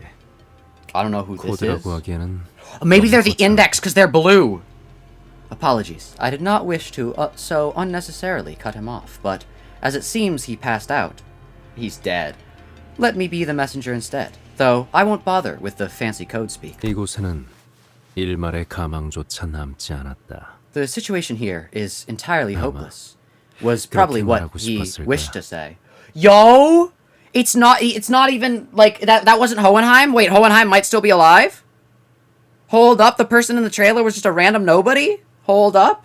They might all still be alive? We might have a Jia Shichun situation where they all live despite the odds? What if this is Pilot? Hold up. A few hours later. Dog, we do not know what happened for those hours.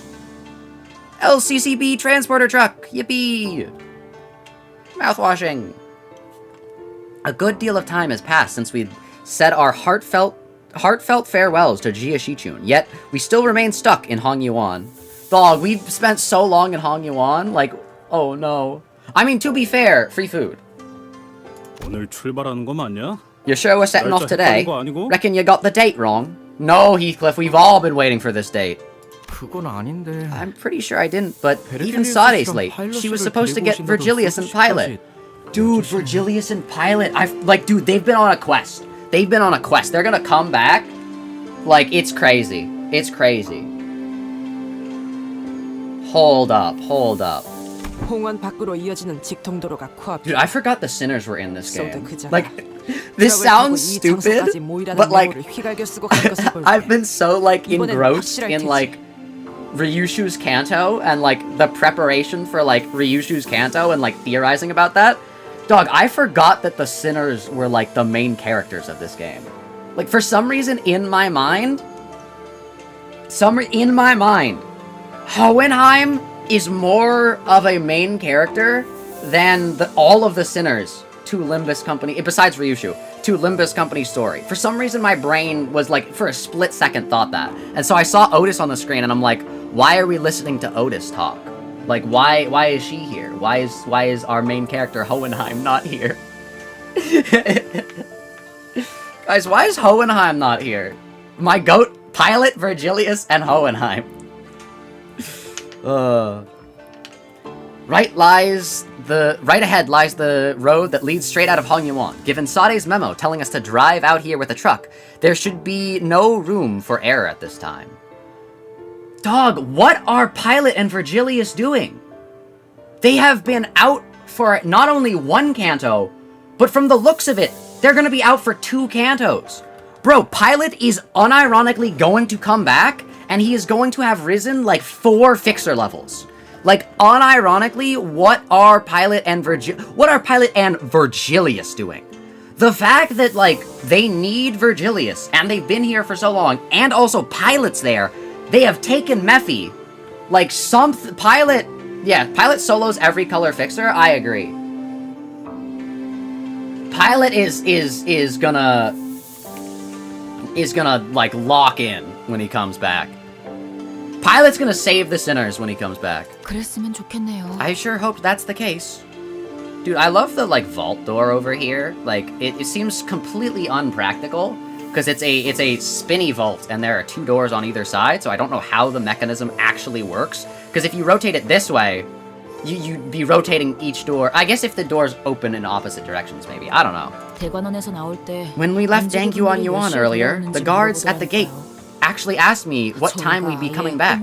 They probably think we've taken up a permanent residence here at H-Corp. This is where Rhodia's coming after her after all is said and done, after Limbus does the company, Rhodia's coming back here and getting free food. Praying for Pilot's death? No! Pilot is goated. We're not praying for Pilot's death. He's gonna survive. Not surprising, after saying goodbyes left and right, not to mention 2 farewell banquets. We're still sitting here on our butts without any sign of leaving. Dog, they got 2 farewell banquets? Well, they had to make 1 farewell banquet, and then Rhodia ate it all, so they had to make another one for all the other people. 그러니까 이때쯤이면 항상 베르가 의미심장하게 등장해서 다음 장소로 갈 시간입니다, 단테. 하고 말해줬잖아. Hold up, we gotta hear that again. Hold up. Peak audio? 그러니까 이때쯤이면 항상 베르가 의미심장하게 등장해서 다음 장소로 갈 시간입니다, 단테. 하고 말해줬잖아. Yeah! Let's go! Dante. Dude, even the sinners are starting to mock Virgilius for going Dante. Oh no. Exactly, by now, Verge should have appeared out of nowhere with his usual time to move on to our next destination, Dante. Like he always does. 카론에 Then Karen. 출발할게. 부릉부릉 하는 말도 못 들은 지 너무 오래됐고.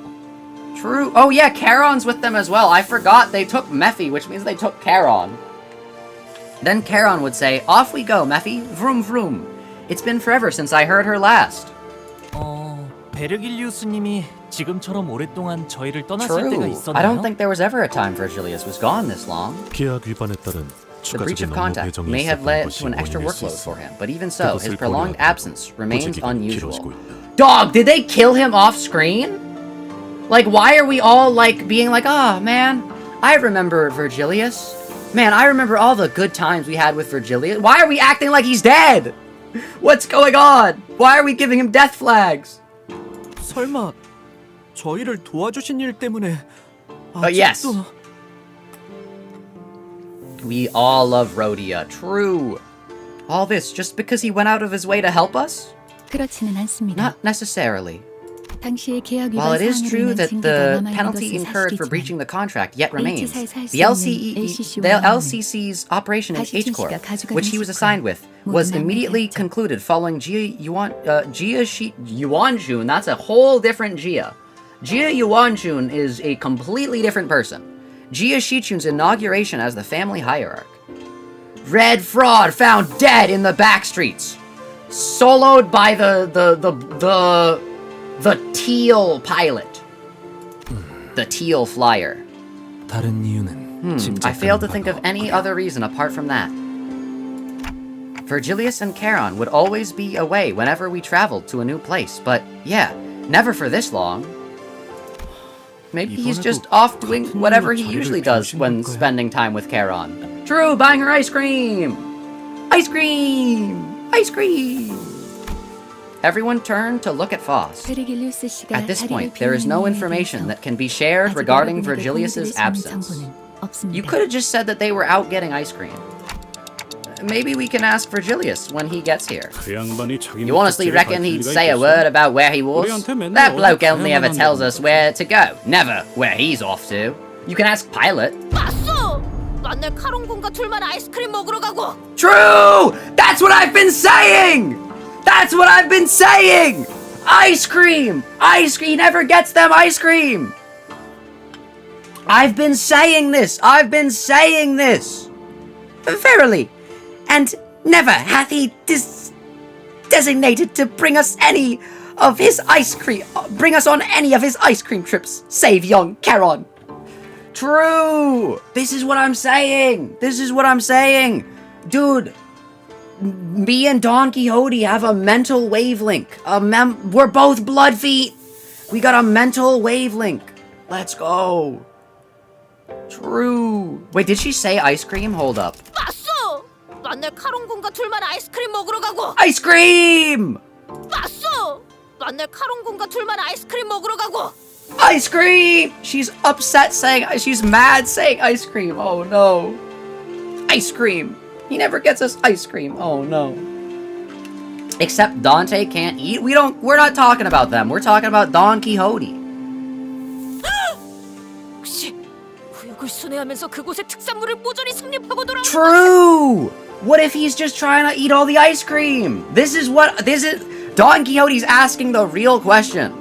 What if Virgilius is trying to eat all of the ice cream in the city? He's trying to taste all the flavors. He's like the chef from Ratatouille. And he's trying to get his restaurant so that he can sell ice cream. Dude, this would be... This is goated. Oh, perchance his path is that of a culinary journey to sample the unique specialties of each district. Be serious for 1 second, lass. This ain't a foodie tour. 저희의 길을 안내해주는 것과 Aside from our guiding path, it may simply be that Virgilius has a path of his own to walk. I walk a lonely road, the only road for me, and I walk alone. Walk these city streets from the boulevard of hopes and dreams. Meow, meow. I walk alone, I walk alone. Wow, wow. I walk alone, I walk boom, boom. My shadow's all that one that walks beside me. I can't remember the other words of this song, really. I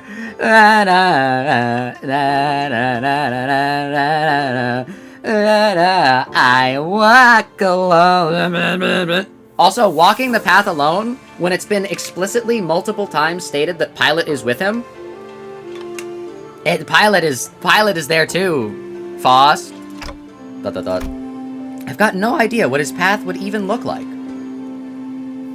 Dog, we are hinting... They are foreshadowing something crazy. Dog, Virgilius is Ryoshu's fault. No, I'm kidding. I'm kidding. This is what I watch Zak streams for? True. We're only here to follow the journey as guided by Virgilius. We know neither the path he has walked nor the path he seeks to walk. I wonder if he'll ever share his history with us one day. Dog, what are we foreshadowing here? Wait, actually, we might get Virgilius lore. We might actually get Virgilius lore. Virgilius might actually... Guys, what if Ryoshu is not the first test the fingers have made to try to make a child of all the fingers? Chat, what if Virgilius was the first? What if Virgilius was the first? That's why they both have red eyes. Well, no, Virgilius has his because they're stolen from a vampire. But, like, what if they're both, like, hold up. Sinners gotta read Leviathan for real? True. I feel like if the Sinners had a copy of Leviathan, Virgilius would snatch it from them and say, no, you can't have that. I suppose he's being his usual absentee self, but that doesn't explain why Sade isn't here, does it? We've been late plenty of times, yeah, but it ain't like the last to keep us hanging. Nothing there. Dude, Sade nothing there theory? Maybe there's been a change of plans. 보통 작전 중 연락이 When an operation goes dark without warning, 변경이 아니라 it's usually due to an unforeseen variable, not a change of plans. Uh-oh, the music cut out. Oh no, we're no longer going to be talking about ice cream, chat. It's no longer ice cream and sprinkles time, it's... Uh-oh. As if to prove Otis right, someone forcefully yanks the truck doors open. Sade! Holy... What happened to you? Oh! She's alive! She's alive! Short of breath. Okay, she's still breathing. She's still breathing. Dog. First, like, image... Like, one of the first things we see. One of the first... The first new sprite we see of Canto 9 is Sade.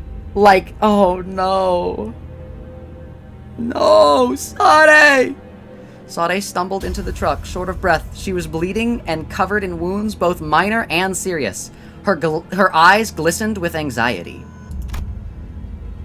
Sade isn't nothing there? Yeah, this might prove that Sade isn't nothing there. They had to shut me up. Kim Ji-hoon had to say, no, you're wrong. A broken pistol hung from her waist. A broken? It was not impossible to notice the still fresh gashes and wounds on her. Pilot's dead? No! Pilot is with Virgilius right now. Sade didn't go with them. Sade stayed with us, as we know from the dialogue that Sade shares with us in the Arc Knights intervallo. So, Pilot's is... Unironically, Pilot is alive because he was able to flee with Virgilius. Actually, no. None of this would have happened if Pilot was still here, because he'd solo all the people. He's alive! The first thing that caught my attention, however, was the stump right where her left arm used to be. They took her arm?! They took Sade's arm!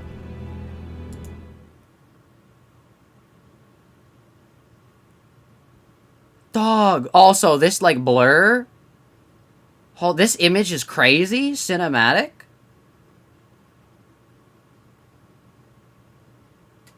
Dog, that's one heck of a way to start a Canto.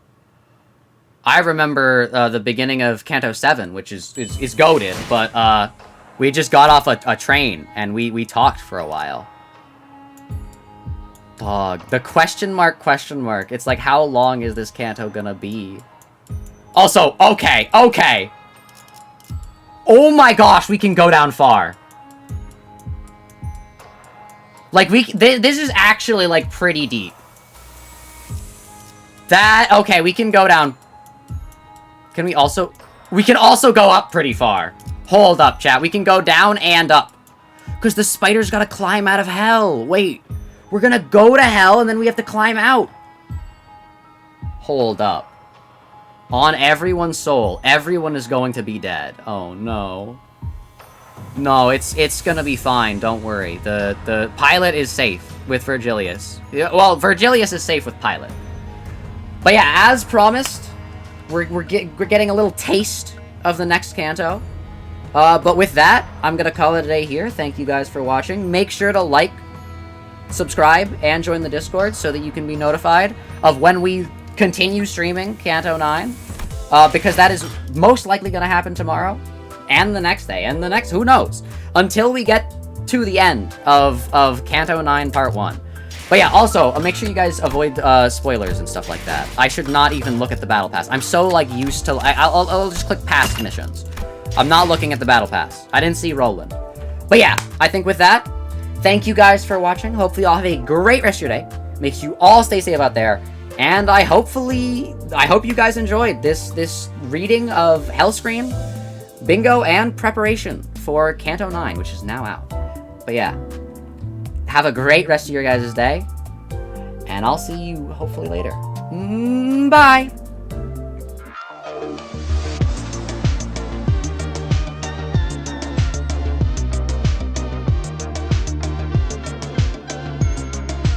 Also, Ryoshu jump scare again. Oh no.